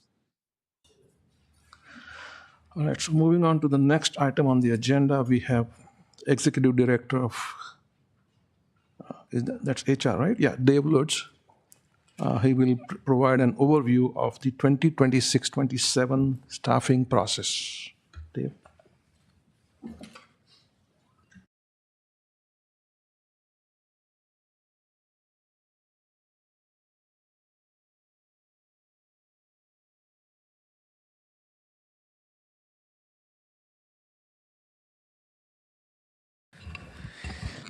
Thank you, Chair Sahoni, members of the board, Superintendent Anderson.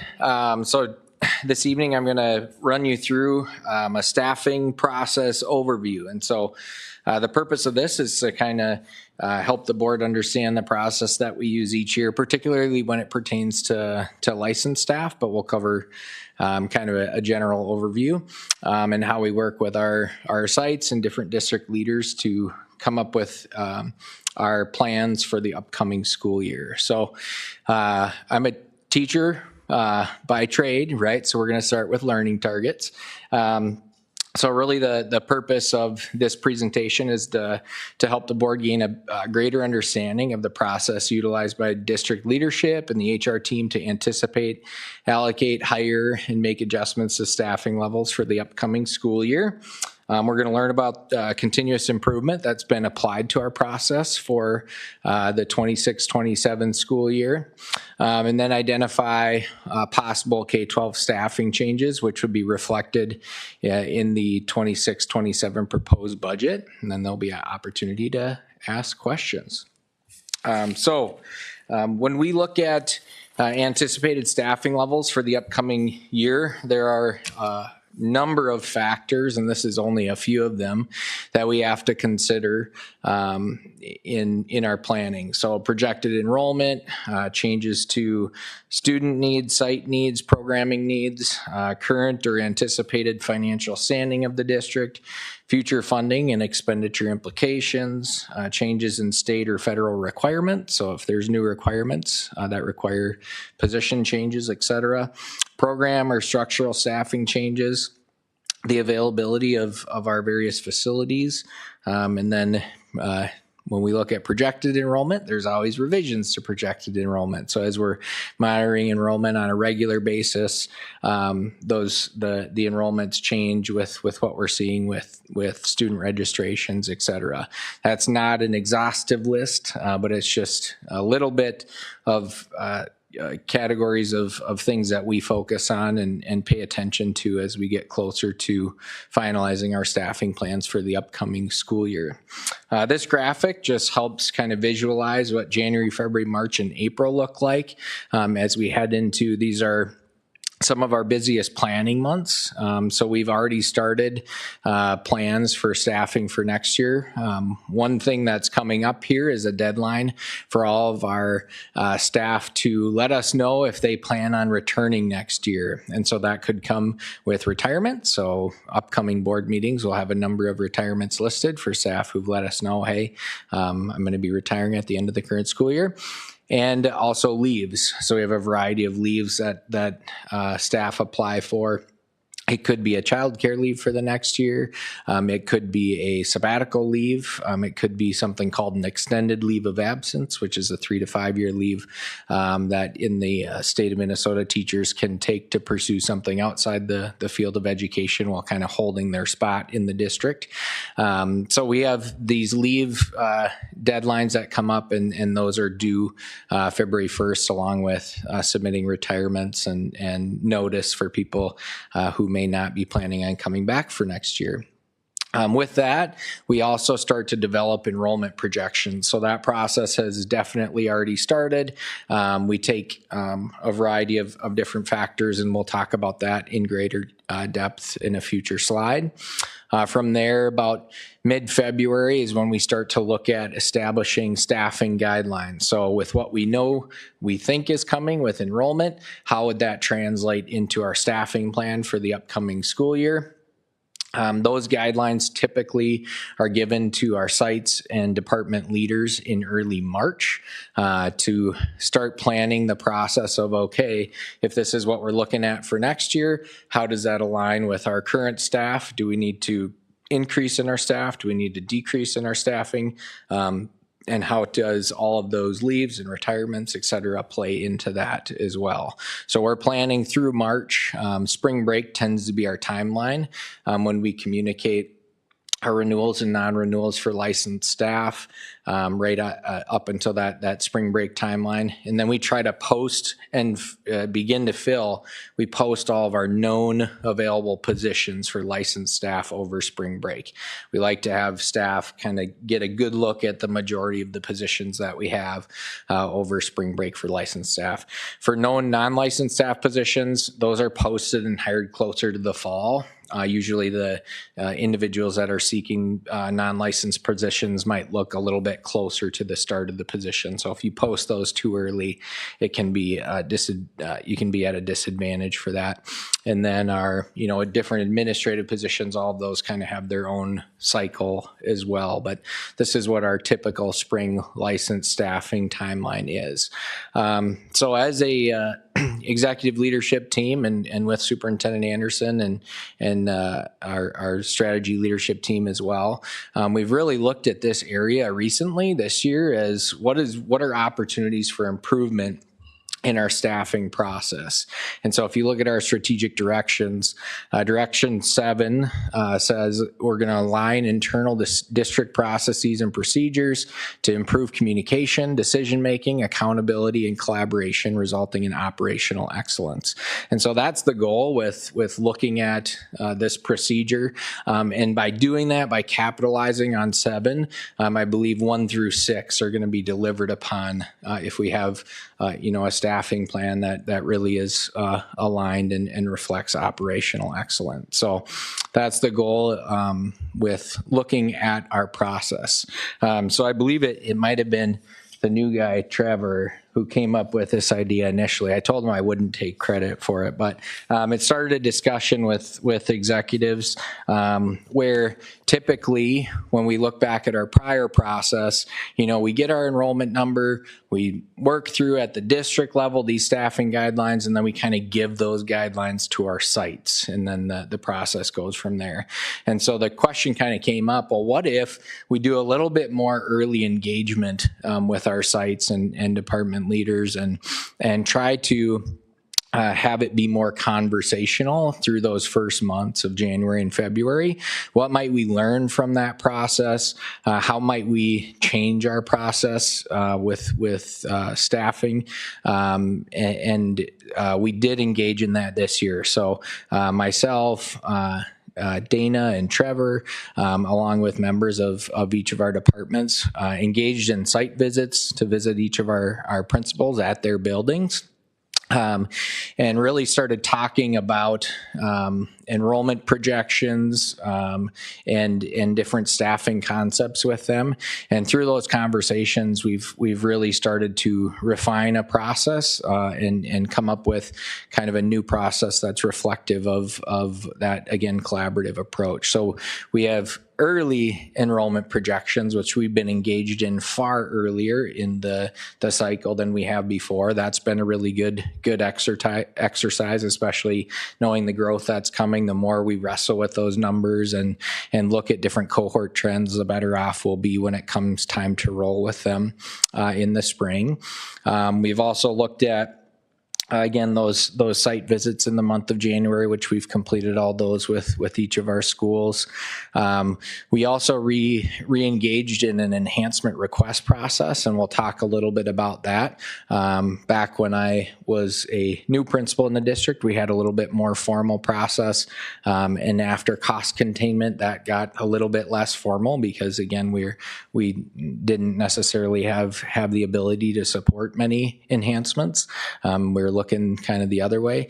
And now with some more, again, stable financial picture, we've been looking at re-engaging in that process, and we'll talk about that.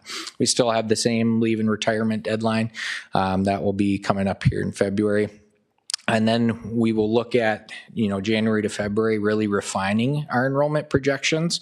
So it's not just a one-time thing. It's kind of wrestling with it for a little while and re-looking at the numbers. We did that again this morning as an executive leadership team with Superintendent Anderson.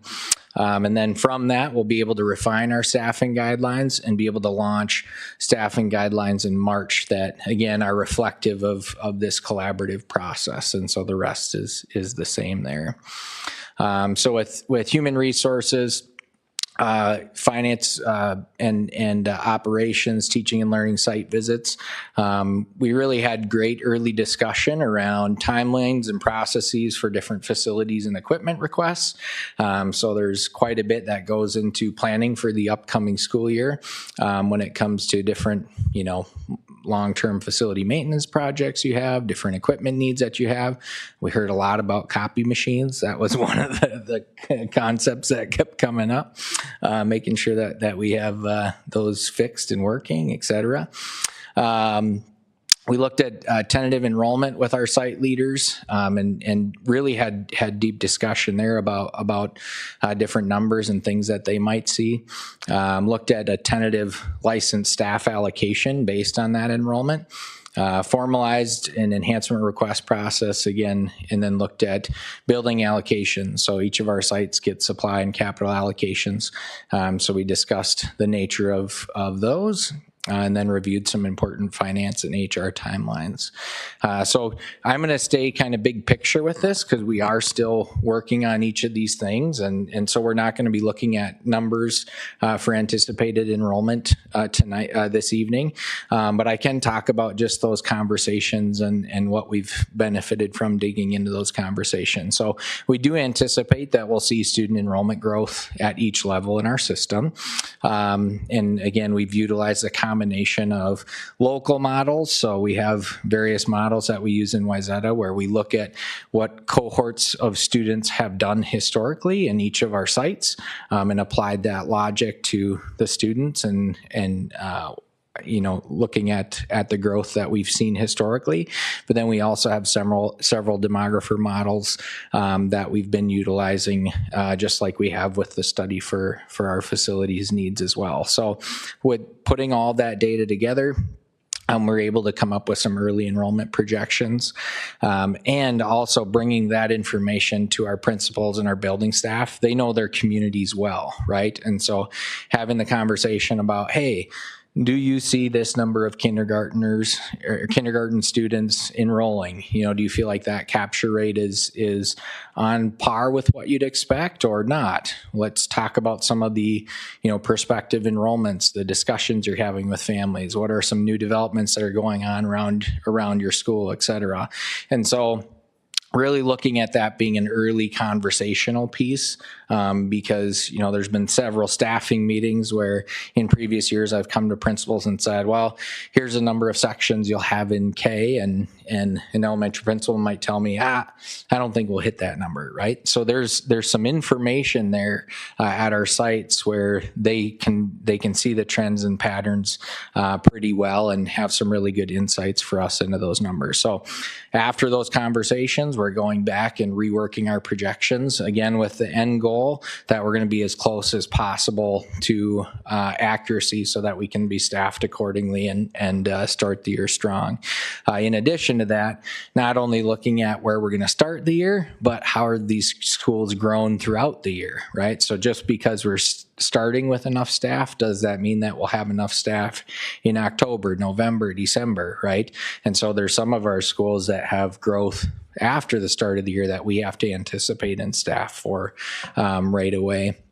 And then we do anticipate increased needs in special services. When you increase your enrollment growth, you're likely going to increase your needs in special services as well. So there's a relationship there. So for our licensed staff allocation preview discussion, some things I want to bring to the board's attention.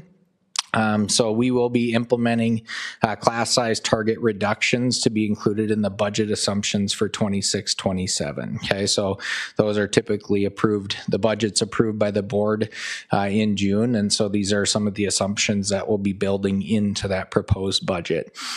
So a change of one, so reducing the student per teacher staffing ratio in K-5 classrooms, a change of 1 overall with an additional 4 FTE and hotspots added to our K-5 staffing. And so hotspots are FTE that don't follow a formula, but allow myself and our principals to look for different spots in our staffing puzzle where it's really, going to be challenging. Maybe it's because of a high section in a really small classroom, or maybe it's a really high section in an area where there's, some again, like I said, that class might start here, but they historically grow over the course of the year, et cetera. So those hotspot FTE really help us account for some of the things that may not line up with a straight formula. And then a change of 0.5, a reduction in the ratio for 6-12 classrooms. Okay, so what the reality of that is that it will likely result in a similar staffing level for the current year in K-5. And the reason why it's going to be pretty similar is because not all of the elementary students that we anticipated, and you've heard this from me before, that we anticipated for the current year, we didn't see all of those enrollments. We are oops, I hit the wrong button, Amy. Can you get it back up? Sorry. There you go. We are anticipating some growth as well. So between the enrollments that we didn't see this year with the growth next year, we actually anticipate being at a pretty similar staffing level for this next year in K-5.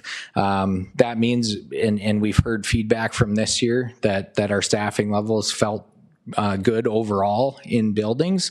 Now we know that there'll be always peaks and valleys, right? So there'll be times where sections are low and it's great, and there's going to be different parts in where we have spike sections for students, and that's just going to happen. But overall, we've heard that we've had some really good class sizes in our elementaries.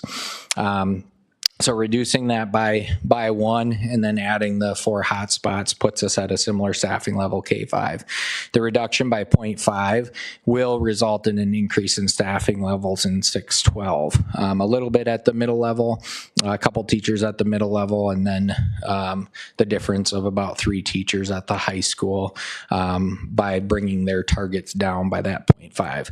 So we've reviewed that with each of our building leaders. We've discussed that concept with them, and it feels good. It feels like we're heading in the right direction. And it feels reflective of again, what we can do for the upcoming school year.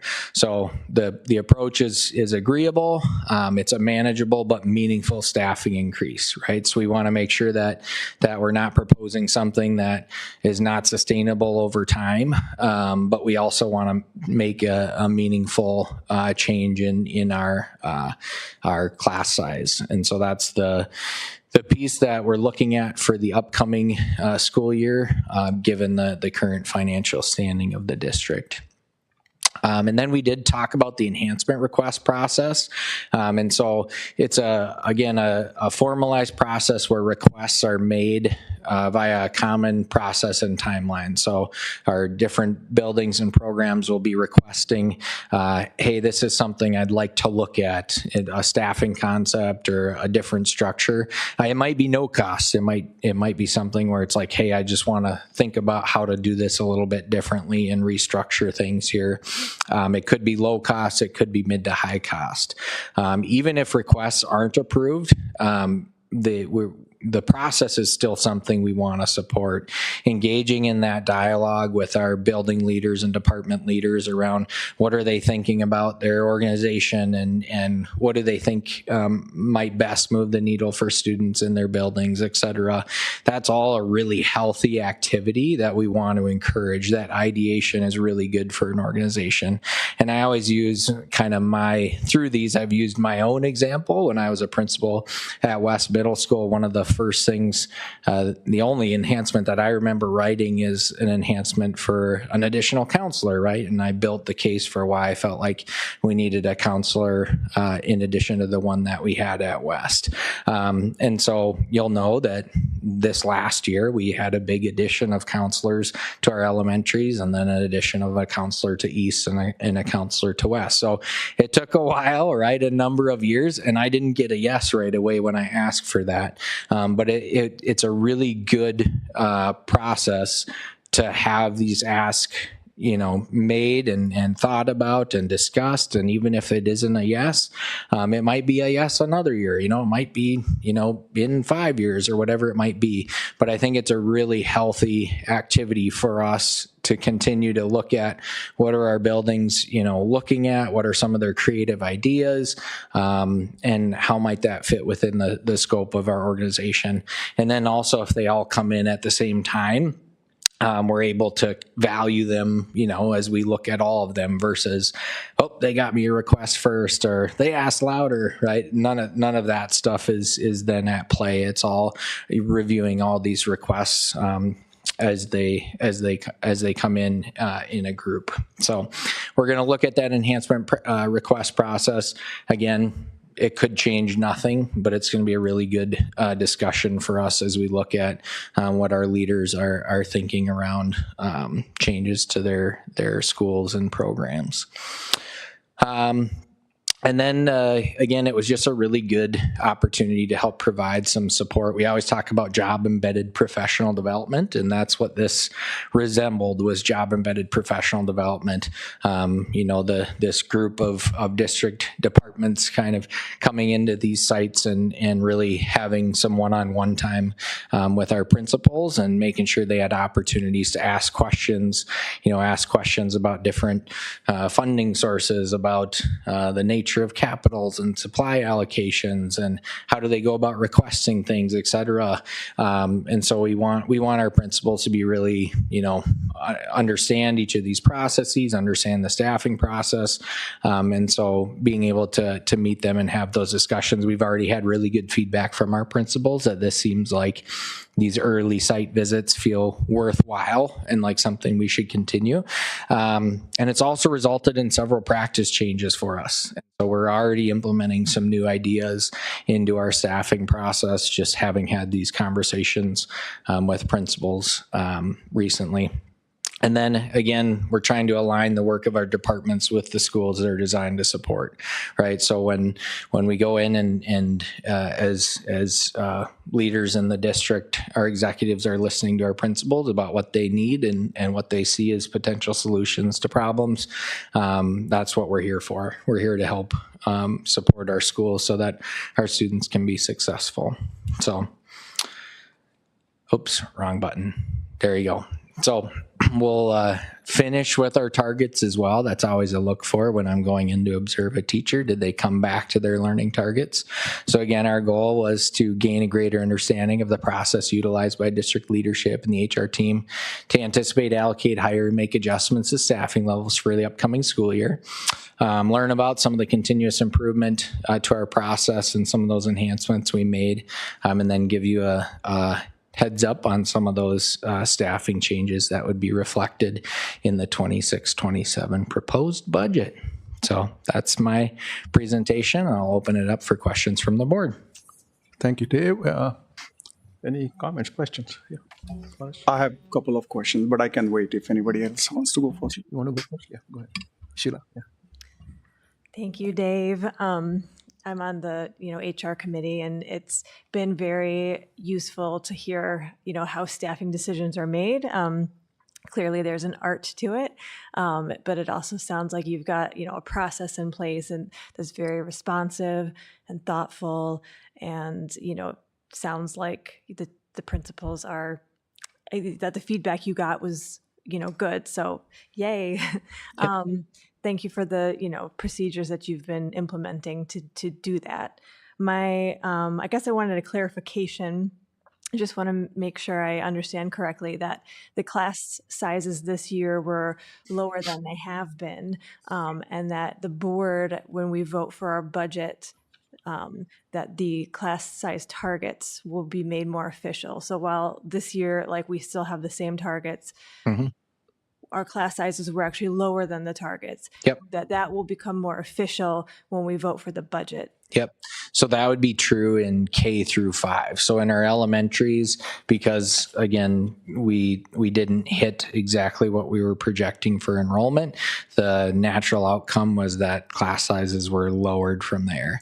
And so it, to a level that I feel like, again, it worked really well. We got good feedback on. And so the recommended changes at the elementary would keep class sizes at a similar level, both with reducing by 1 and then adding those 4 hotspots, which would be deployed into classroom teacher position. Those hotspots are for classroom teacher positions. At the secondary level, you'd realize an actual reduction of class size. Again, it's not a huge amount of FTE, but our secondary principals would say any FTE is helpful. It helps them solve problems, be able to open up different sections, et cetera. So in our conversations with both middle and high school principals, again, happy to have that additional FTE built into their staffing allocations. Thank you. Just want to make it clear to everyone that yes, the class size ratios, the targets are decreasing officially. We got a little bit lost, I think, in the presentation that yes, we've already been at these levels, but anyway. Yep. So yeah, because we were under our targets this year, we're going to pull our targets down for K-5 to a similar level to where we staffed. Mm-hmm. All right. This is a great topic. I'm glad we put it on the work session. So we touched upon it a little bit on it in our finance meeting when we were looking at projections. And Trevor gave us a preview into how the high-level modeling is done. So it was fascinating to see by building, by class, what is the expected student count versus, teacher student count and where we need to fill the gap. So we kind of got view into it. So that's one thing. I'm also going back to some of our CFAC meetings that happened last year, so it's sort of coming back to me now. And the third point you elaborated is, again, when you look at staffing, you look at the local level, right? So individual building, individual class, the demographics, and so on. So that's great. So the question that was coming up even last year in some of the CFAC conversations, and we were trying to kind of get there in that finance meeting, is when you talk about getting feedback from the buildings, to what level do we go? And the reason I'm asking this is, and I'm trying to remember what was the context. Either it was the classroom, the ratio, or technology use. But when we were talking to some of the parents and concerned, parties, it became very apparent that teachers know what the impact is, whether they know what kind of students are in the class, where they need more help, how that class is going to grow in next grade. So do you go all the way to the classroom teachers? And because I think the numbers we saw, they were at the classroom level. So do we show that to teachers and PLCs and then get their feedback and fine tune, or to In what terms level? of staffing? Yeah. So it depends on the level. Potentially, there is some discussion and feedback. I used to be a high school principal, so the high school staffing process is a little bit different. Sure. They might work a little bit with their department chairs, et cetera. For elementary and middle as well, it's really, again, through the principal. So that is a major job of the principal. Probably one of the more important jobs of the principal is deciding how and who they're going to staff their building with, et cetera. And so that really is, again, work with human resources and our principals from March all the way up to the fall. I am in regular conversation with our principals, multiple, meetings, phone calls, et cetera. We're friends through that time, right? And so I think where teacher feedback can come in is teachers provide feedback, on a regular basis to their principals. And again, that is the role of the principal, is making some of those staffing decisions for their buildings based on what they're learning. What do they know about their different student cohorts? What do they know about, their different grade levels, et cetera? And so that really is, some of those staffing decisions are made at the principal level. Now, I will say at the district level, we also have a part in some of those conversations too. And so it's really dialogue with us. I would say the teacher level feedback kind of comes its way through the principal. Okay. And I like the way, again, we are shifting left, right? So we had our typical process, and now we are trying to move things to the left. Yep. So we can be more proactive and Yes, planning. on that diagram that I Correct. provided. Is Yep. there any chance we can gather that feedback early? I think, and again, I'm trying to remember which conversation was it, but I think the concern was by the time teachers' feedback goes to principals, we are already in the cycle. The schools have opened. By the time you gather feedback, assess capacity, hire new, teachers, year is done, right? Mm-hmm. Next year, again, it's a new class, new demographics, and it becomes sort of that, never-ending cycle. So is there any opportunity, any value? I mean, definitely there is value, but is there any opportunity for us to get that teacher feedback earlier?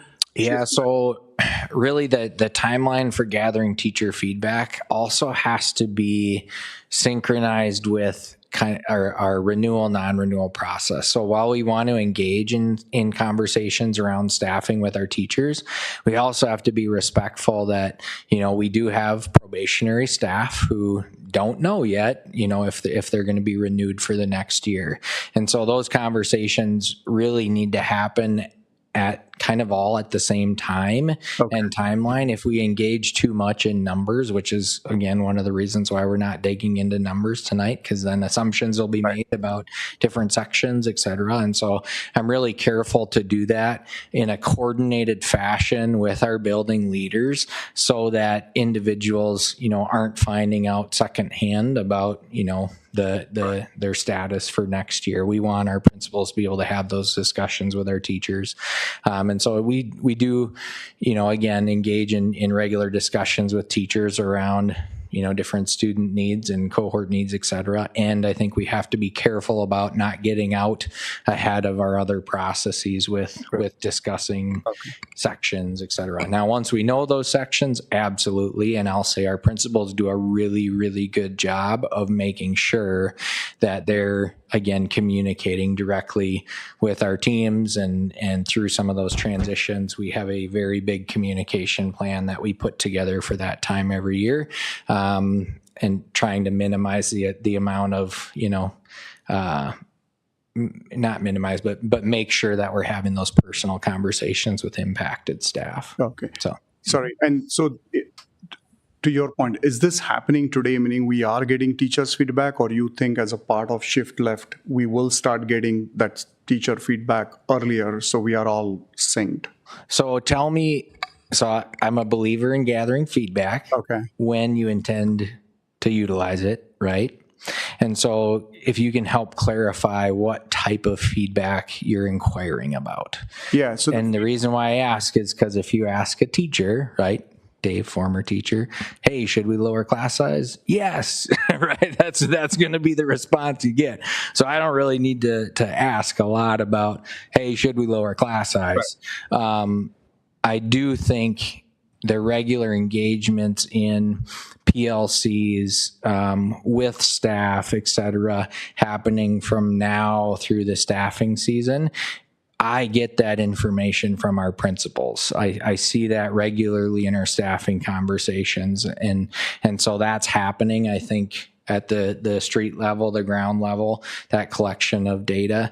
I also wonder what type of feedback specifically you think we would yeah, need. and I think the concern, at least what I heard or how I interpreted, was when the feedback is gathered, it doesn't go all the way to individual rooms, if you will, or teachers.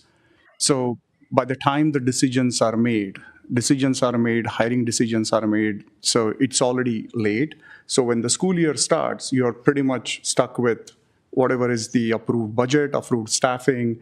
So you don't have a way to provide your feedback ahead. Now, there are several things, right? Again, as Sheila mentioned, the budget has been approved. All of a sudden now, hey, we have to increase the budget. We have to go through the process, right? So it's not an open checkbook. Yeah. But at the same time, I think the concern moreover was we don't get opportunity to share our feedback. And that's where, again, I didn't know to what level we go and gather that feedback. And like I said, we can't make everyone happy. It can't be the case all the time. But do we even have a way, like, do we do surveys with teachers and that goes to principal, or principal talks to whoever the PLC leadership or teachers, and then they understand, are these levels look good? Are we slightly off, or are we totally off? Yeah. So once we have that staffing, we do have a plan where our principals go in and talk about the different section, the different staffing. Again, it's different for what level you're looking at, but that all has to be timed in a certain way that we're being respectful of other individuals that need to be communicated with. So it's a yes and I'll also say that this is why we hire great principals in our district, right? This is their job to really handle staffing their buildings well and understanding how to collect that information and how to make those hard decisions. And okay, do I support this or this? That really is, again, when I was a principal in the district, I knew that was one of my most important jobs, was staffing the building for the upcoming school year. Okay. Yeah. So one last question, or you have one? Oh, sorry, just one last. So again, going back to Sheila's comment on the budget, right? So let's say we approve the budget, you look at the staffing, and as you receive feedback, let's say you need 10 more teachers. So there is a need for increased budget. Will that come back to the board saying like, hey, this is the right thing to do, we increase the budget, or we just going to go with whatever the last approved budget is and then try and stick to that budget? How would that work? Yeah, so this is a question I might ask Trevor to comment on. I will say that the board approves a budget that reflects what we anticipate our staffing costs to be. There are times where through a hiring season, we might be hiring, if we get out early and we advertise our jobs well and we're able to make some solid hires, we could be positioned in a spot where, you know, maybe we're hiring under the average that we thought. And so we might be able to go out and get a few more positions without having to change the budget that the board approved, right? So it's maybe we'd have to come back with a revised budget that's higher on the staffing piece. The alternate could be true too, right? So if for whatever reason the positions that were vacated that year happen to be positions that are really hard to staff at a low level, we might have, you know, positions in special education where individuals are coming in with more experience and smaller pools and all that type of stuff. And so I would say that it could be that we, you know, have a revised budget situation where we have a staffing need, but it also could be that Fair. we're able to find ways because of you know, efficiencies and how we've been staffing up to this point to be able to get more positions under that level. Does that sound right, Trevor? Yeah, that's about it. And it also depends too on the timing of it, because, you know, if we have to have an approved budget by June, and I think we all know that there's going to be a lot of changes from the June budget. School hasn't even started yet. We haven't even hired staff. So all of those things are true. And then typically when we do the revised budget in the middle of the year, you know, that might be March, April-ish or whatever. So, and depending on all of those changes, we'd make it very clear upon the presentation to the board as to here is the revised budget. Here are some of the things that differ from the preliminary budget, and lay that out pretty clearly. If it doesn't allow us to get something in the revised budget, then maybe that's something that gets communicated during a audit review. It's like, hey, you know, expended or salaries and benefits were a little bit higher from budget due to this. So it gets communicated in one way or the other. No, thank you. And that's what I wanted to confirm, because again, if there is truly a need to have that impact on educational outcome and there is a need for additional budget, let's have conversation, even if the budget is approved. So perfect. Thank you. First of all, thank you for the presentation. That was very informative. And I just want to lift up that there are these new processes that you're putting in place, the enhancement request process and the budget management process and the support for school, you know, leaders. What I hear when I see that is that these are new and increased pathways for communication, Yep. for feedback, and ways for the district to hear what's going on at building levels. And so I really appreciate these increased pathways. When we talk, and this might help parse your questions too, when we're talking about peaks and valleys, right? So Yep.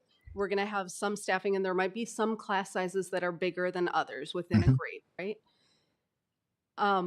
Teachers as a team come together when that happens. And so like if you have a staffing model of like 3 classrooms, right? And they're deciding which students go into which class and how to, those conversations are happening alongside the principal, right? As principals and teachers are deciding who's in a class, because sometimes you could have a class that's 30 students and it's humming along and they are great together and everything is simple. And you could have another class that's 21 students that is not as easy to manage. And so I just want to talk a little bit about what that looks like when everything is staffed. We're about to start school. Everybody's getting their, you know, I know which class my kid is in. What does that look like? Yeah, so I can broadly talk about that. I don't know if Dana has some stuff to add to that one. I just looked over at her, but again, that can vary slightly from building to building. From the district level, I you know, don't get as involved in those conversations, but I know from my role as a principal, absolutely having those conversations. Again, I talk about teams when you're at the elementary level, your grade level teams, having some of those discussions.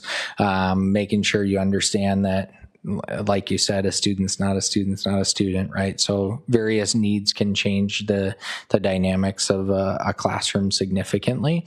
That's also something that as a district we want to pay attention to at the larger level too, and really start looking at, okay, patterns of student need and how are we meeting those needs with our staffing allocations, et cetera.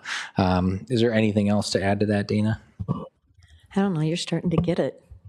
Just, Jeez. you're trainable. No.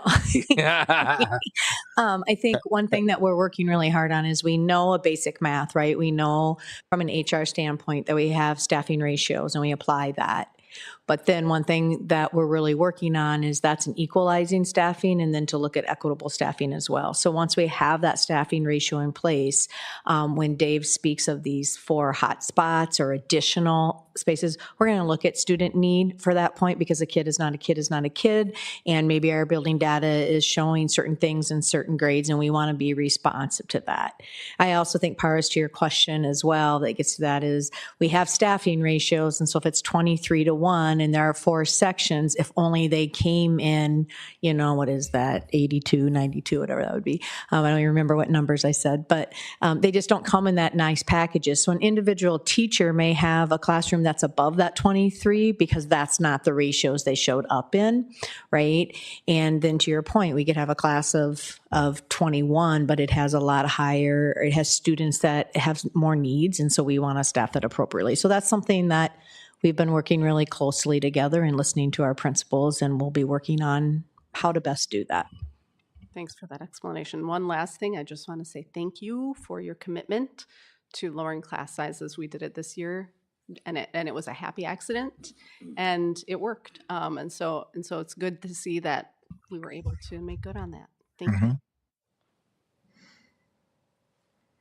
I just need clarification about 4 FTE. Does it mean for all 9 elementary school buildings? 4 overall. Additional FTE for hotspots? Yeah, 4 total those hotspots I look at with our principals across our entire 9 buildings. So we have 4 currently that we use, and so we're looking at again to what Dana had spoken about to help us with being able to stay, flexible where we see needs or see projections that we think mid-year they're going to be really higher than they are now.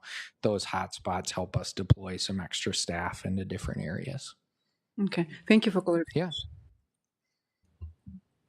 Okay, I had a couple of questions. One of them you answered between you and Trevor. You did. I was going to ask you a question about the elementary, classroom size -1, and then you saw the happy coincidence this year, and therefore you decided not to add staff, right? Other than the 4 hotspots. And so my question was going to be, what if we don't have happy coincidence and we actually go up in class size, then we have a revised budget, then we hire more teachers, correct? Oh, so if our enrollment exceeds our projections, Correct. yes, then we would respond with adding teachers. Okay. And so we try to get as close as possible because we know that, early in the season or when, many teachers are available. But I know for a fact we will be hiring right up to and through the start of the school year. So if we do have late additions or something's, more kindergartners came than we anticipated in certain spots, we're always hiring. Okay. Second question was about the new process. This is a new model kind of, right? So do you expect this to help not just efficiency, but also help you do your staffing plan earlier than we have always done? Is that? Yeah, this is really helpful. Again, it helps getting engaged in the numbers earlier and then staying in them and monitoring them until, we have to kind of in that spring break is when we have to hit go and just kind of live with what we have and adjust it a little bit from there. But we try to get as close as we can by that date. And I think, again, just the regular dialogue and conversation with our building and department leaders is really healthy. And so it's like I said in the presentation, we've already figured out some refinements. And I'm excited to hear again from those enhancement requests as well. What are some of those ideas that are out there that can move the needle with students moving forward. So yeah, it's been a healthy process and one that I think our principals have had a good experience with. We've had a good experience with, so I'd assume it will continue. Okay. All right. Oh, you have a question? One more question I forgot to ask. With Minnesota using FML, yes, implementing paid leave, what do you anticipate? To be honest, we started experiences at charter school. The heavy lifting schools have to do it because some staff decided to take advantage, but then school has to find another staff, which means you're spending twice more. What is your anticipation? How it will affect Wayzata? Yeah, our department's busy. So human resources has been busy with implementing that new policy from the state. Yeah, it will likely increase our costs for substitutes because, again, we have to have teachers in front of students. It's really early to be able to tell how much of an increase it will be, but it will be an increase. So, yep, we're seeing it increasing. All right. Thank you, Dave. Appreciate that. No other questions, right? Okay. Thanks a lot.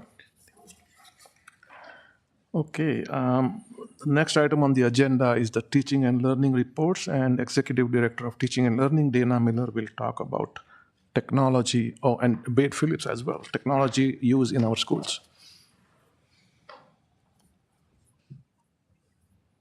Good evening, members of the board, Superintendent Anderson.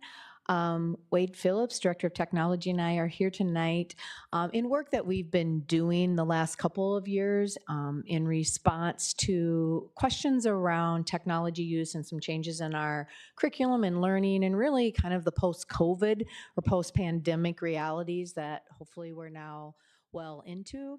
Timing seems to be appropriate as well, as you are well aware that we've had some parent feedback on this piece, which we appreciate greatly, and we've had the opportunity to connect with some of those parents. And so after presenting to the committee, Teaching and Learning Committee of the board, it was suggested that we come to the full board with a presentation and an update so that you are armed with more response around this area.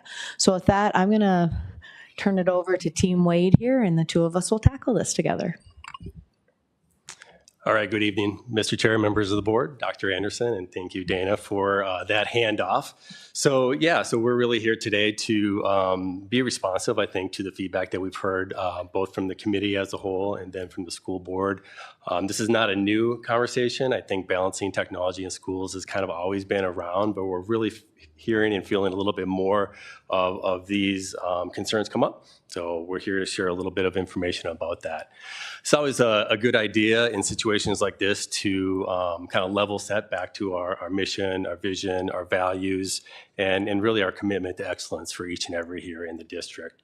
And we really want to ensure that each student has just an exceptional educational experience as they go through Wayzata, and as they graduate, that they graduate prepared for their future. So thinking just kind of big picture, and kind of the headline here as, again, that we're getting some of the feedback in around balancing technology in our schools. Ultimately, what we want to share is that we hear those concerns. We hear the concerns and we're taking those seriously. And we do recognize that there's a need for us to really look at recalibrating our experience here. And that recalibration has probably always happened. If you kind of look back through when technology was first introduced into schools, and then where we were through COVID and where we are today, it's just kind of a continuous improvement cycle of trying to make sure that it's the right balance of use. And ultimately, we believe that technology should enhance the student experience here in Wayzata and not dominate it. And we believe that we need to stay mission focused. So what you'll see is a lot of the things that we speak to is us coming back to this idea of delivering high quality instruction and high quality daily experiences for our students, and really driving academic excellence through that human part. But the technology part is really here to be in service to that overall mission. It's not technology just for technology's sake. And again, we're here to really understand and validate some of those concerns. So we're hearing some of that feedback. We're talking to our community. Again, we just came from a committee of the board meeting around teaching and learning and how this all impacts our organization.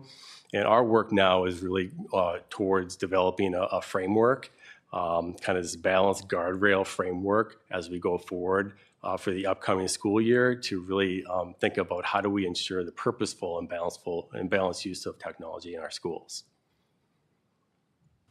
So as we take a look at that, we are starting to dig into what would be our areas of focus to kind of recalibrate, as I was saying, to get back on track maybe as we had veered off necessarily in response to the pandemic. So our 4 areas of focus will really be to look at that, what we're calling passive versus active use. So technology is here. It is not a bad thing. Students using technology is not inherently bad, but what is the purpose of its use? And so it should not be simply technology, as Wade had said, for technology's sake, or just replacing something I could do elsewhere. It's really to deepen our learning, problem solving, decision making, research, so to extend learning. So we want to get back to look at that area of passive and active listening.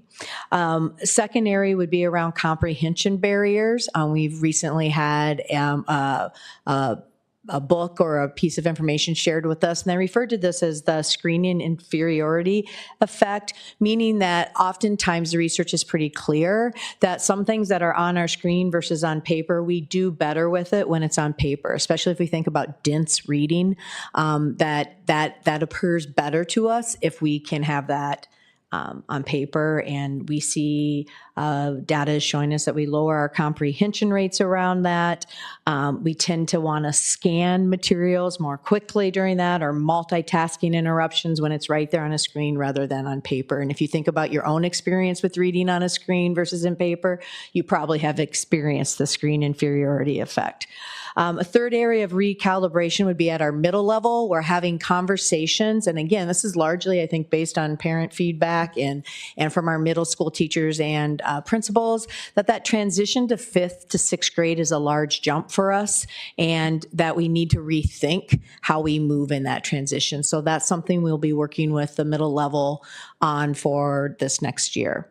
And then another area of recalibration is what we're referring to as the attention gap, or that screen time. So similar to screen inferiority, a continuous partial attention is, there's a lot of research that would show that when I'm on a screen and there are multiple things going on, it's beyond multitasking, right? Like I get a high stress and if you think about yourself at working, if I'm working on something and I hear my email ding, I have a tendency to want to go here and a tendency to want to go here. And our students have even a harder time managing that. And so when we can put that on paper and really refocus, or put it someplace else rather than on a screen, we can get that piece of focus more deeply. So those are the 4 areas we want to be looked at. As Wade referred to, we really want to look at balanced guardrails. So again, it's not an all or nothing, but it's how do we use technology in a way to enhance our learning. So again, through balance, we'd be looking at where can we replace our handwriting or paper textbooks to enhance that memory piece. Again, device-free zones as well. So one of the things we've talked about, especially at the elementary level and at the middle level, is making sure that we have time that our iPads or our technology is not used in gaps. So if we have a transition in learning from activities in the middle level, for example, that we just aren't automatically filling that with screen time. We also are continuing to do professional development with our teachers on getting back to ways to choose low-tech options or no-tech options. As we had shared at the Teaching and Learning Committee of the Board, especially K-5 and also 6-8. Most of our curriculums are not technology-based. And in fact, K-5, we have no curriculum that is technology-based. So part of our learning work has been to try to ascertain from our principals and folks, where are we using all this technology that we're hearing of at the elementary level, and where have things creeped in? So we want to be able to work with our teachers to find alternatives to the need they're solving potentially with technology. And then also making sure that we just continue to have that balanced use in the classroom. So looking at it from a digital ecosystem point of view, that's very much the instructional part. And then there's like, what are the tools? What is the ecosystem? And what do we have out there from a device point of view? We're also looking at that as an area of improvement.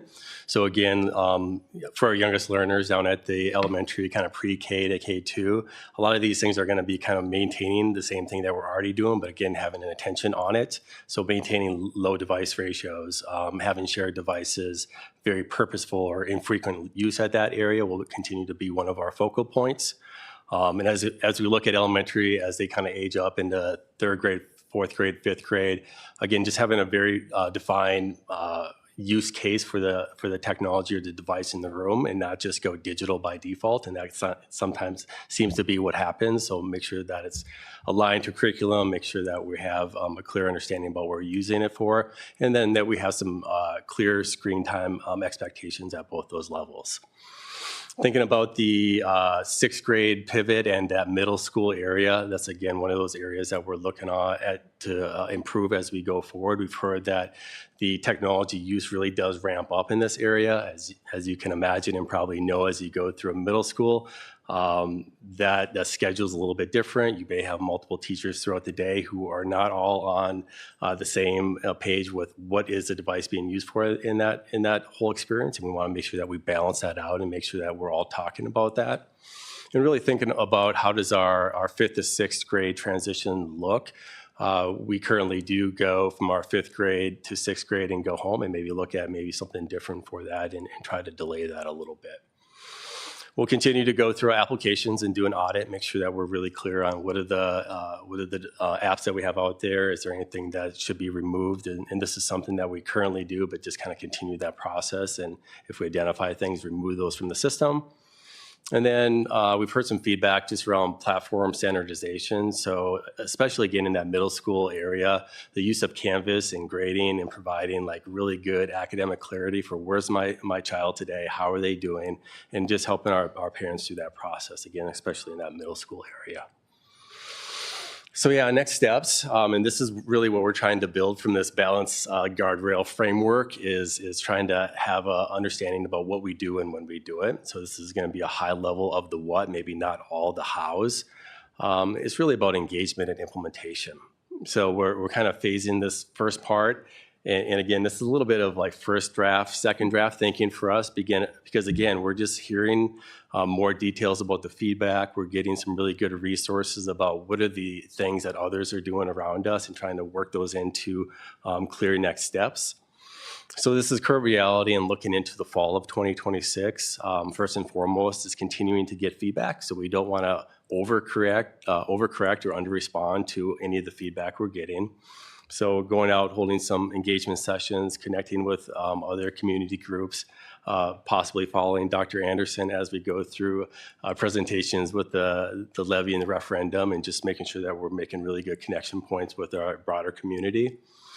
Also looking to build some survey feedback options. So talking with our educators and our parents and guardians from a technical or survey point of view and get that information into how we adjust. Parent education would be an area that I think we've heard a little bit about as well, just to help them understand what they can do at home for setting device limits and monitoring and managing the school-issued device. So that would be a next step for us here before we enter into the fall of 2026. And again, just really looking at our tech inventory. So what is our equipment? Again, what are our applications? What are the services that we're offering? Does any of those things need to be phased out over the process and remove them from the system? And then as Wade was saying, we are just kind of thinking these things through, so this will lack some specific details, but we know we've been here to talk about the fact that we have adopted the 5D plus rubric through SEL for our teacher evaluation, and there's specific areas in that that refer to teaching pedagogy, specifically to the use of technology. So we're working in teaching and learning to continue to build out some of those skills and training so that we can offer that professional development to our teachers. Working to collaborate with everybody on, are there some non-technology, digital free supplemental resources that you need? Because again, we're finding that oftentimes some of the tech being introduced to students are things that are being used as supplements and not necessarily part of the specific curriculum. And so there's obviously a need there, but what is another way that we could fill that need that doesn't involve a screen? And that gets at that balanced teaching methods as well. So again, there's a use for technology, but how do we balance that within the classroom, and especially at the younger grades?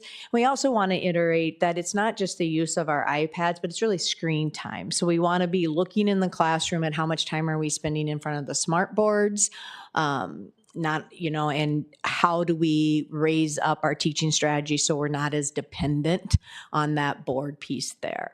And then also we have begun to implement a digital citizenship class with our curriculum with the help of the Tech Associates, and we will continue to do that. Interestingly enough, I think some of our struggle at the middle level is directly related to the discontinuation of cell phones. And talking to middle school principals, it is amazing how creative. So again, if we think about problem solving, our middle schoolers are deeply illustrating what it looks like to problem solve, that if I can't text my friends, I will email them. Oh, you shut down email? Then I will create a Google Doc. You take away the Google Docs, they're now doing it in photos. So in my day, we folded up little paper footballs and flung our notes at people, right? And so giving away my age, but they will find a way in middle level to communicate with each other because that's their nature of their being. And so we do have to figure out a way, maybe rather than a prohibition, on how are we giving students enough time to interact with each other as part of our classroom experiences. So there's not quite as big of a need, but they are finding a lot of workarounds for us. And so we'll continue to work on that through our digital citizenship. And then also really that engagement and implementation. So we've talked about the 5D plus. We want to look at other resources, balance those teaching methods, and really talk about that. And then lastly, how will we implement this? We are looking at our printed textbooks. However, we shared with the teaching and learning committee of the board, there's a real shift there out in the curriculum world. So there was a day not that far long ago where you bought textbooks and then you might get a supplemental digital. That's not how it works anymore. You buy digital subscriptions and they might throw a textbook in. It's not an automatic. And so our textbooks are largely digital. So we have to figure that into the equation. And again, the pendulum swings. Parents were really happy when we went to digital textbooks because of the backaches and chiropractor bills they were getting from backpacks that weighed 300 pounds with all of our books in it. So trying to find that balance. Again, wanting to make sure that the technology we are using is approved, and so we need to partner with our building principals and our PTAs and all those who help support our schools, but to make sure that we're really thinking about ways to support that doesn't involve technology. Wade has talked about balanced guardrails, so we just want to re-norm all of this. And again, it's a reset, we believe, from the pandemic time. Looking at screen time guidelines across grade bands, there are some recommendations from the state. Again, not just all iPads. We're working on that 5D alignment. We are talking about, again, getting a little bit stricter. We kind of ebb and flow with this, but technology and teaching and learning work really closely together when a request comes for new technology to make sure it comes in both of our doors, but to make sure that the other one is in collaboration and alignment with that so that we know that it's happening and that it's approved technology. That has a way to creep away from us, and so we want to pull that back in, and then we'll continue to monitor and refine what we're deploying and what we're using. Okay, that was like a three-phase plan. And again, this is being built with the feedback from the community. A big part of some of the work that we're going to have to do is go back, building leaders, work with our teachers, work with just a broader part of the community to continue to refine that plan to make sure that there's really some good next steps for that. I thought it's also important, and I know Dr. Anderson brought this up earlier, we're not here necessarily talking about this because of the tech levy on the ballot, but the tech levy is also on the ballot, so we're here talking about this.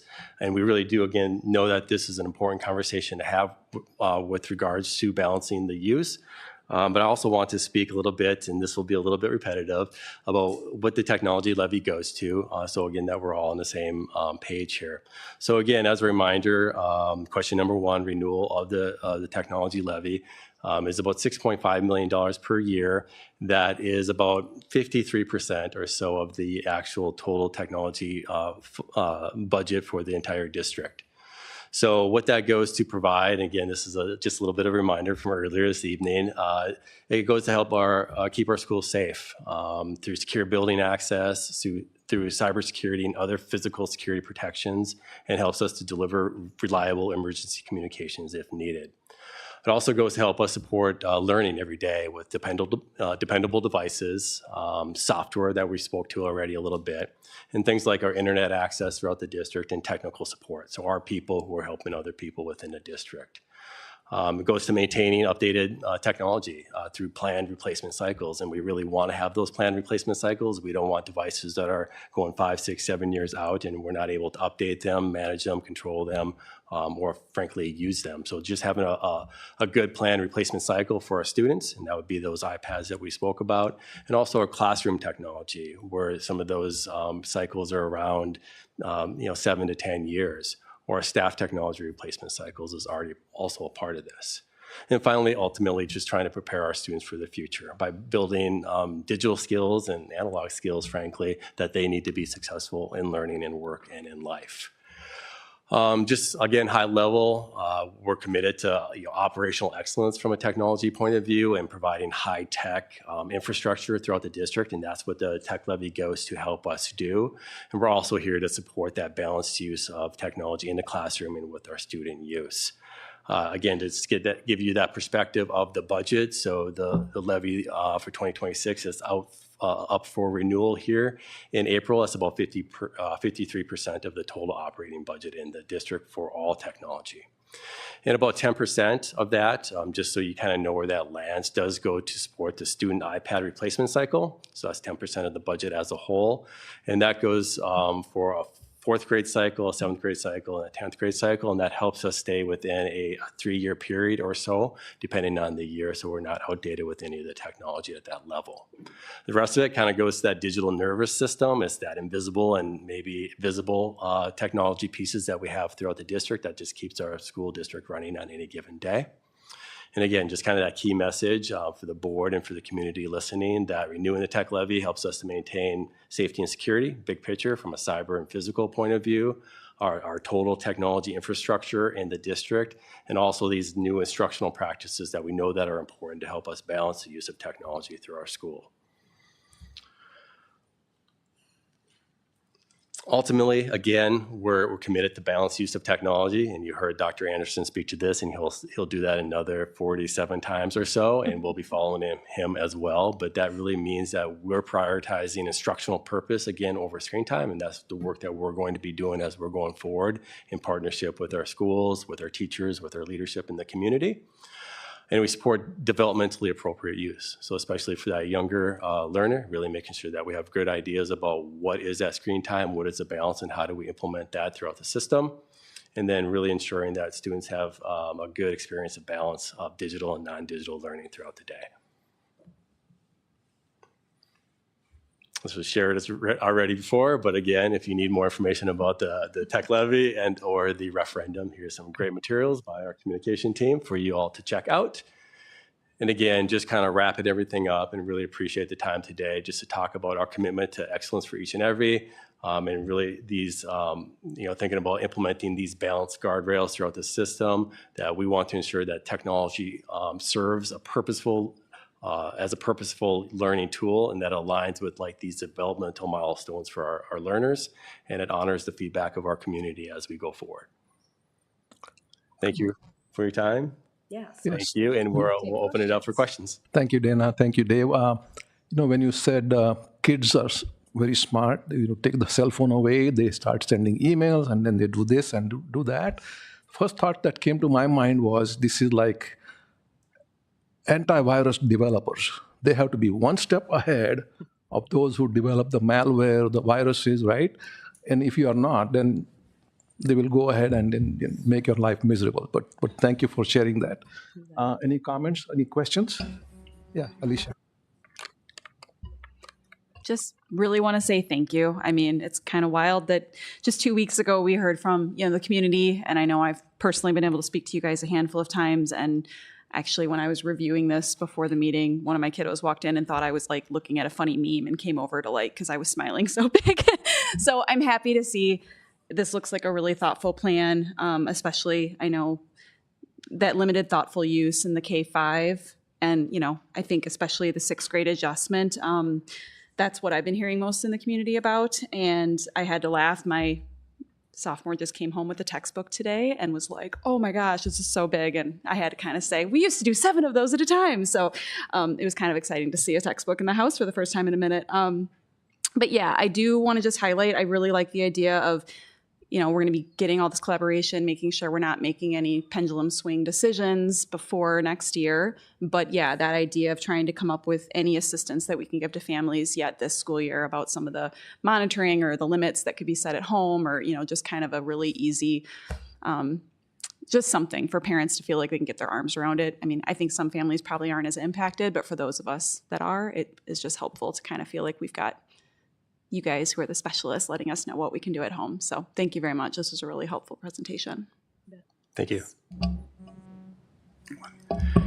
Since this is really critical and it literally one concern that is coming from every parent, like we hear it at hockey ring, lacrosse practice, everywhere. And again, I know we are still in the planning. Is there any way we can get help from Amy, and then you all can start publishing, either the data points, improvements, those type of things? I think that will go a long way, because I'm positive we will get more and more emails and concerns.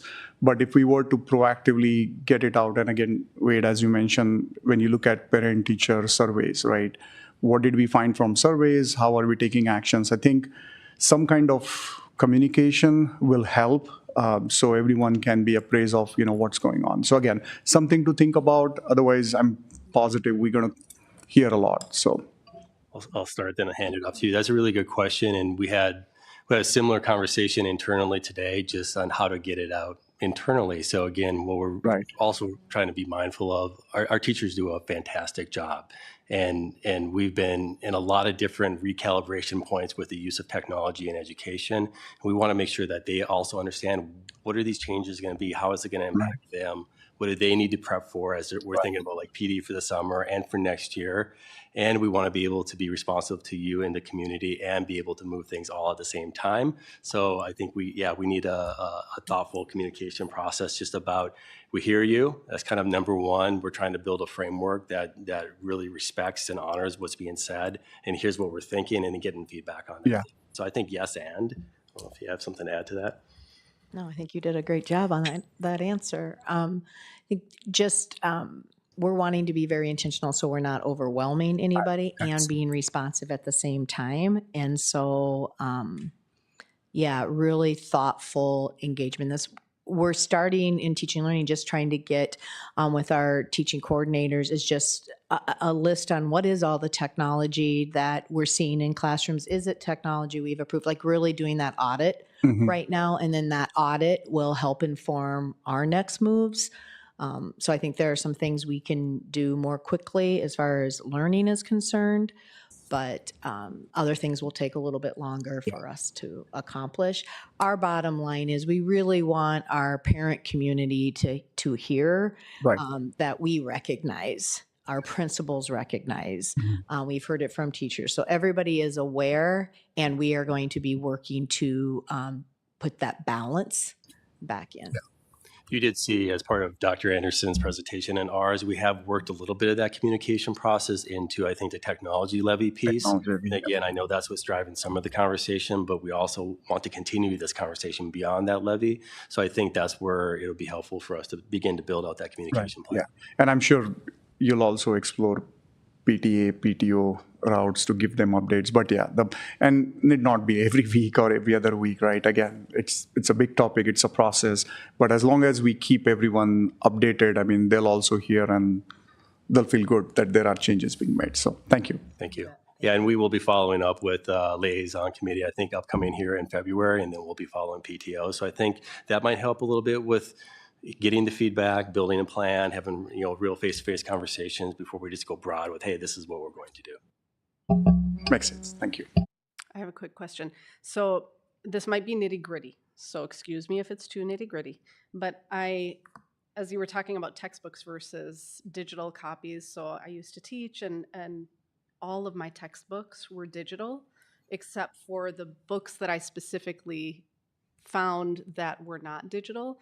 And so I'm wondering, are you hearing, because we can't be the only district who's kind of going through this process of, okay, we need to recalibrate and all that. I think this is a widespread thing across middle school especially. Are you hearing or seeing from textbook writers or publishers that they are making that pathway back, or are there different ways? I mean, there are other ways that you can do textbooks, right? And so I'm just curious, is there some other pathway that's opening up? Speaking of technology. So do you want to start that one? Yeah. Good question. It is a balance, because the one thing about buying textbooks, for example, we've been involved in our social studies review, and that textbook is what we call dead on arrival, right? And so you buy a textbook and in social studies, and a year later, it's not relevant. I mean, it's not, and so you're supplementing all the time. So the nice thing about our digital subscriptions is all of our publishers update that each year, so it's more current. So there's a give and take with this. I would say right now, just meeting with the math team today and looking at our middle school specifically curriculum, I think we're seeing in more desire to add some more supplemental material that is paper. That comes with a cost, right? Because they're, what is the word I'm looking for? Not disposable, but we have to replenish that each year, right? And so it'll be Consumables. What was that word? Consumables. Thank you. God, every now and then he comes through for me, but yeah. So that is increasing where we're seeing more of those. We are in our English language arts, having been an English teacher, that textbook was never super helpful because it's much, you want the novels and so forth. So those we're still doing by paper. We're also reminded by special education and some of our needs that we do have students that need the technology to engage in the learning. So it is, when we talk about balanced, it really is balanced. I think you're still going to continue to see our textbook companies do this digitally, and I really think that makes our curriculum more mobile and agile, to use Chase's word. And we have ways that we can supplement with paper, pencil. We can do our responses in that. We don't have to submit everything. So I don't know that the engagement in the textbook so much, because we don't teach from that, is where our biggest rub is, if that makes sense. Thank you. I'm trying to think if I can add anything to it. I'm sorry, I didn't mean to cut you off. I think, thinking back to the previous presentation, I think balance here is going to be an art. I mean, I don't think there's going to be a science necessarily to this. And I mean, we live in a digital world, and there are digital products, and we're a product of that. So I think we're really going to have to be thoughtful about what that actually means. Well, thank you for the outstanding presentation. I think this really responds well to a pronounced need we're hearing from the community. I did have one question, which was, I know, like for me personally, as I'm going through a master's program, there's the digital option I can opt into through something called Courseworks, and I can also get the textbook via paper. Are there some opt-in options or, chances students have to get the paper versus the digital? Yeah, it depends on the curriculum, but some of our publishers do offer, like, again, looking at math, we tend to buy classroom sets. So there's a textbook in the classroom, and then students are taking home the digital with them. And so we definitely have students that, for whatever the need is, need that bound textbook, and we can supply it for those. We're just not buying a one-to-one of the textbook. Excellent, thank you. Just follow-up question. Would parents, will they have ability to print it, or it has to be through school only? Yeah, that's a really good question. I was thinking about printing as maybe a next possible question. And to be frank, we have a lot of different ways to print out material in the district, and that has not really gone down. I think even through COVID, post-COVID, in digital, printing is usually an option. It's a little bit harder with a textbook because the textbook material isn't always printable. So that's where I think we get into, are there materials we can get out of there? Are there other things that we can do that supplement that? And there are copyright considerations. Oh, Textbooks involved. So we have to be a little bit careful, and we provide a lot of opportunities to print out, to write, to do paper, and do submissions via analog as well. But it's not up to parents, right? Meaning they have to get permission from school. It's not like there is a digital version, but if I want my kid to use handwritten textbook, or can I just print it and at my own cost and give it to my kid? I don't know that you would print the whole textbook per se, but you might, like some of our textbook have them when it's on the digital downloadables. So it will say you can download this section, and then if that's what you want to do, you could certainly download it from there. Print it. Okay. All right. Yeah, that'd usually be like in a PDF format that you could perhaps print from there.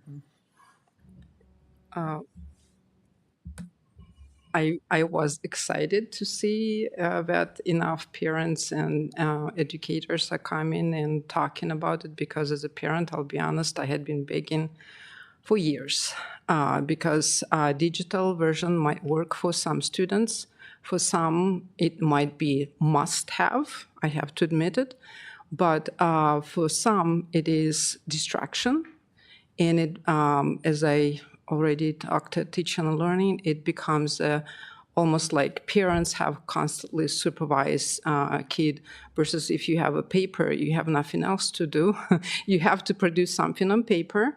And to be honest, after reading Anxious Generation and then listening to, I would say, podcast, it's called The Most Compelling Argument Against Tech in Schools by Sophie Winkleman. What was interesting, what she was saying, that many, especially Scandinavian, first of all, Australia is the first one which banned using social media till age 16, because they saw how detrimental it is to mental health of students. And then also Scandinavian countries is Denmark and Sweden are the first ones which also saw that technology, it's not impairing, rather than, it's not actually enhancing learning, it's actually impair. And they decided to move to textbooks and pen, because they saw how much there is a disengagement of students. And you can go online and listen to that. Some of them are very short, like 5 minutes. It's explaining. And I like how she used someone's educational psychologist quote saying, the question isn't what's the best way to take arsenic, but should we be taking the arsenic in the first place? What is the push in many, obviously, countries, this one happened in England, is she's recognizing that it is need to be done on adult level.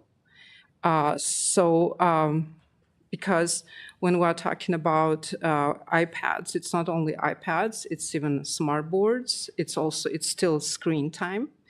And when we are going to pediatrics are saying you need to have 1-2 hours.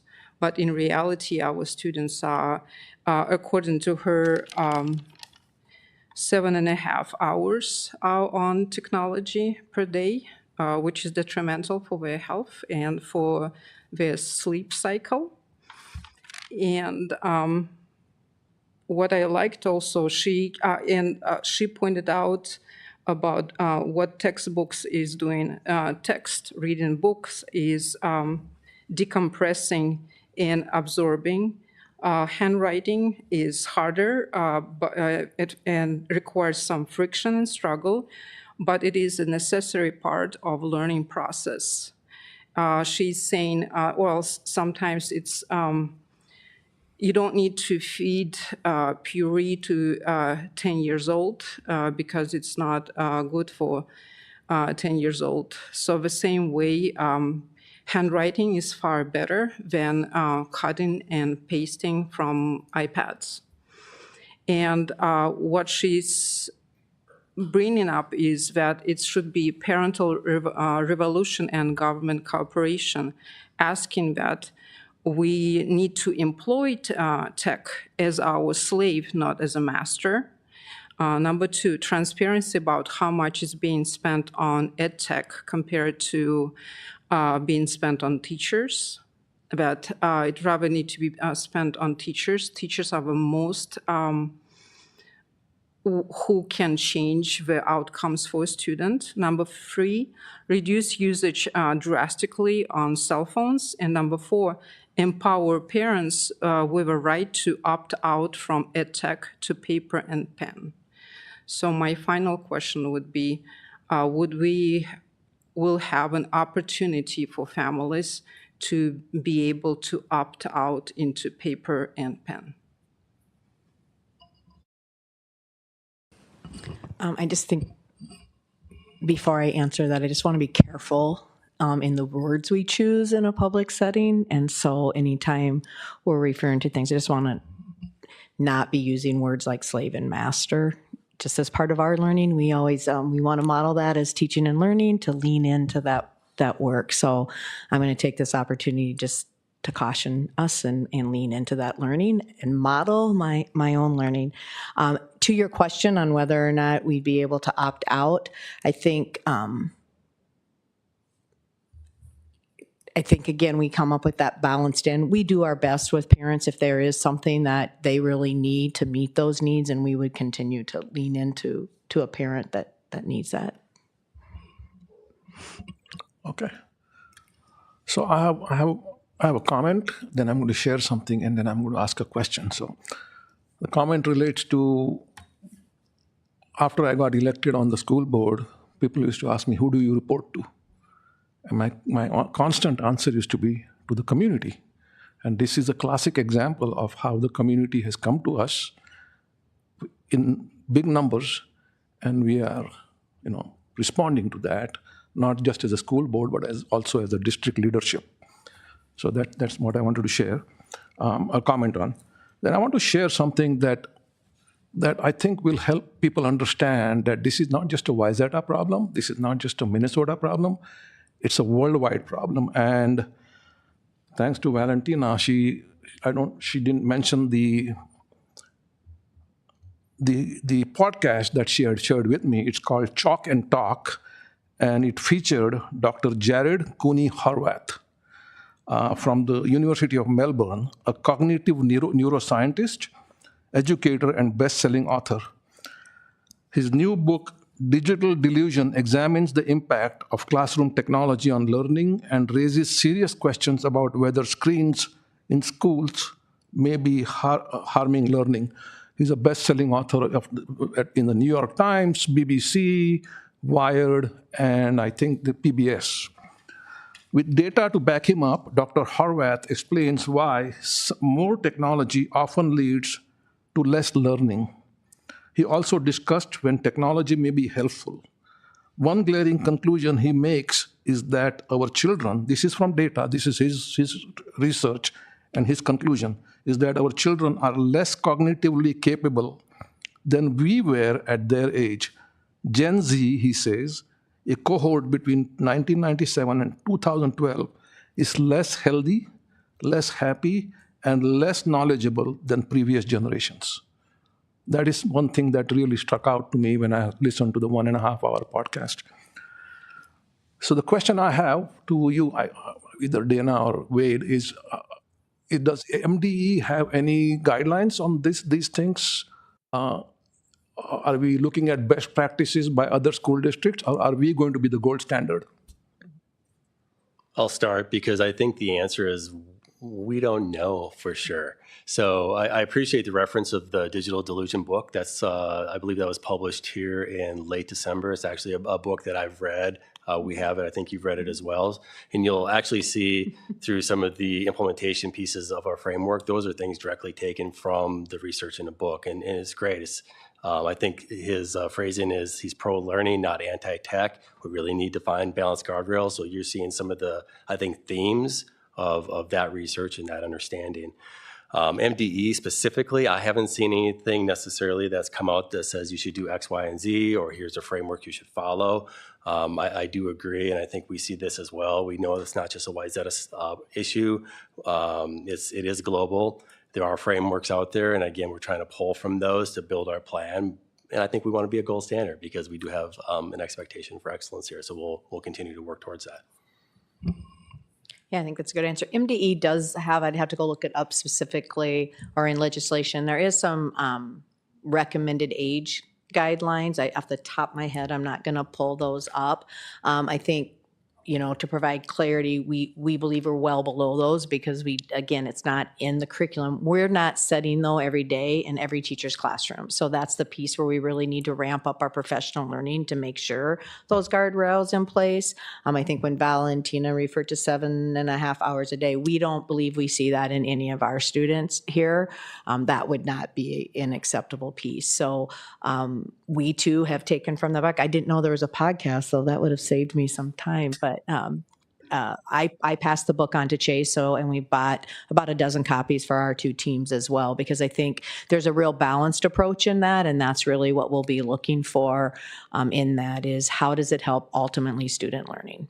My gut feeling is that this will probably, and I'm willing to bet on it too, I'll bet $1, that the MDE and the legislature will basically do what they did with the cell phones, right? They'll come out with some kind of guidance and then say that the districts have to decide what they want to do. So any other comments, questions? If not, thank you so much, both of you. Appreciate that. Thank you. Yeah. All right, our final agenda item for today is the school board report, and Heidi Kader will update us on the board development process. Heidi? Okay, well, I know that we are well past the end of our meeting, so I will be as speedy as I can.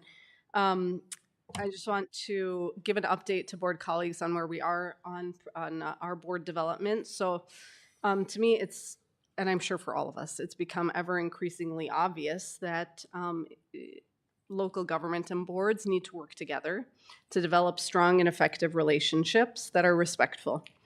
In our case, to truly be a high-functioning board, that will help us meet the needs of our students and our school community.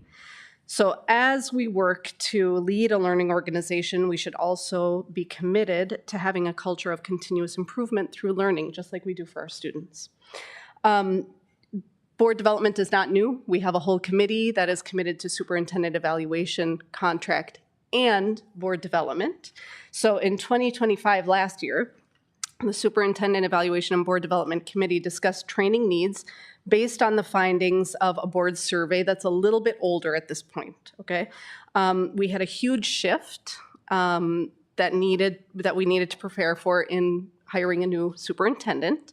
And so 2025, we met our board development training in the superintendent search training that we did with MSBA. Now we have some new needs that have crept up that are kind of lingering from past years. And so the committee is going to be meeting later this week to identify, hopefully, a third party who will come in, do a training for us, help us do some board development, bring us together, and to make us just more efficient, more effective, and bind us together as a group. So if you have any questions, any feedback, any input that you would like to give to the committee prior to our meeting on Thursday, I would encourage you to reach out to me, Melinda, or Valentina. and I'd be happy to take those. If there's any questions too right now, it's a little late, but if you have any questions, feel free to ask. Yeah, go for it. Would we have our own goals? Microphone. Would we have our own goals for board members as a board or individual board members? Just like, we have goals for superintendent, every department. Yeah. So previously we had done a board self-evaluation, and I would encourage us to do the same thing again. And really, I think the cadence, and we can discuss this also as board development, but I think it's definitely worthwhile. It's something that all the professional organizations recommend, and it would be nice to have it on a cadence along with the superintendent evaluation, so that all of our goals are aligned to kind of trickle down into our system. Okay. No, that would be really helpful, because if we Absolutely. have our own goals, again, just like everybody else, it's good to track. So I think, can I make a quick comment? I think that will also come during the board development process. So we hire a consultant. What we had seen in the last board development process or board self-evaluation process 2.5 years ago, was that the consultant was able to figure out what our goals were, where we were lacking, etc. So that will come out of that also. Okay. And then obviously we can give feedback, before that happens. So, Okay. Sounds good. Thank you. any other? Valentina has. Alicia has come. Oh, I'm sorry. I jokingly am saying I'm bringing new kid energy, but after I did the phase 3 training last week in person through MSBA, and I will say, I don't know the level of what has been done in the past. I hear a lot about like goals and, maybe evaluating one another, but I found the breakout session that we did talking about your personality type, whether you're a natural promoter or a supporter or a controller or an analyzer, was actually my favorite part of the entire situation, and just helps put into perspective. Like, we all were very confident in what we were. And I think when you first see, like, you're a controller, you're like, who's going to say they're in a controller? But they are. And it's good to learn how to understand that about one another, so we can come to each other in maybe a different dynamic than we would want to be approached. It was really helpful to hear different groups say, if you come to me, I need you to be direct. Or if you come to me, I really would prefer an email so I can fix my face before I respond to you, and things like that. So I would just put a vote in for making sure we're broadly looking at some of that stuff too. I totally agree with that. And Chase or Dave, remind me what the little blocks are called, what the insights. Yep, insights is a great one that we've done previously, and actually we did it along with the administration, and we all kind of came together around that. So it was a way for all of us to get to know each other as well. And Chase is on his way out, but maybe. But I think it would be worthwhile, especially with some new team members, to do that again. Yeah, thank you. All right. If there are no other questions, I just wanted. Oh, I'm sorry, Valentina. Okay. Oh, this is my hand, sorry. I just wanted to clarify. I was thinking last time when we met as a committee, the discussion was, obviously last year, that we need to, at least the arrangement was that we need to have several companies. First of all, find out what are they good at, how much are they charging. And I'll be honest, I didn't hear any feedback about that. And I totally agree. It looks like we need it. It's just I want to know, I want to get that kind of information. And another one is what exactly we'll be working on, what are we looking to accomplish with that? That I would like to know. So if you'll recall, I had reached out to somebody, and through my conversation with him, he determined that this wasn't a good fit. And so it has to be a good fit for both us and for the person who's coming in. And in the course of that time, things shifted within our district, and so we needed to recalibrate, and we went with MSBA as somebody who was going to be able to fit our needs for that training for 2025. So what we're going to be working towards, I think, is a better discussion for us to have at the committee table. And we can discuss more of those details there. But we're gonna have information at least from several companies, just not from, I mean, not one person is going to be choosing who is going to be providing that training. Am I right? That's what It will be a committee decision. Absolutely. Let me jump in on that. So I believe you have seen the email. I'm the chair of the committee this year. Valentina, Heidi, and I am on the committees, the Superintendent Evaluation and Board Development Committee, and we will have our first meeting on Thursday. So far, we have 3 candidates that Heidi and myself have brought forward. If you have more, you can bring those, and then we will talk as a committee. We'll try to make, have a consensus on who to select based on number of factors, like you said, cost, what they can do, what kind of references they bring, all those things. So as a committee, we'll decide and we'll make a recommendation to the board. And then the board says yes or no, okay? I think that's the way we go. And then we will have that board development session with that consultant. And one more thing, since it is a work session, we can discuss. I would like to ask each of you, what about timing? Do you think that it is a good timing right now, because we're going to have a quite busy time soon? Those are the things I think we should talk on Thursday in the committee meeting. Let's hold off on that. Let's discuss. That's why the committee meets on Thursday. And we'll talk about timing, how to select, what the process will be, who we think is the best fit. Okay. Okay. Makes sense? Okay. If there are no other questions, this completes our agenda for this evening. It is now 7:02. The Wayzata Public Schools Board of Education work session for January 26, 2026 is adjourned.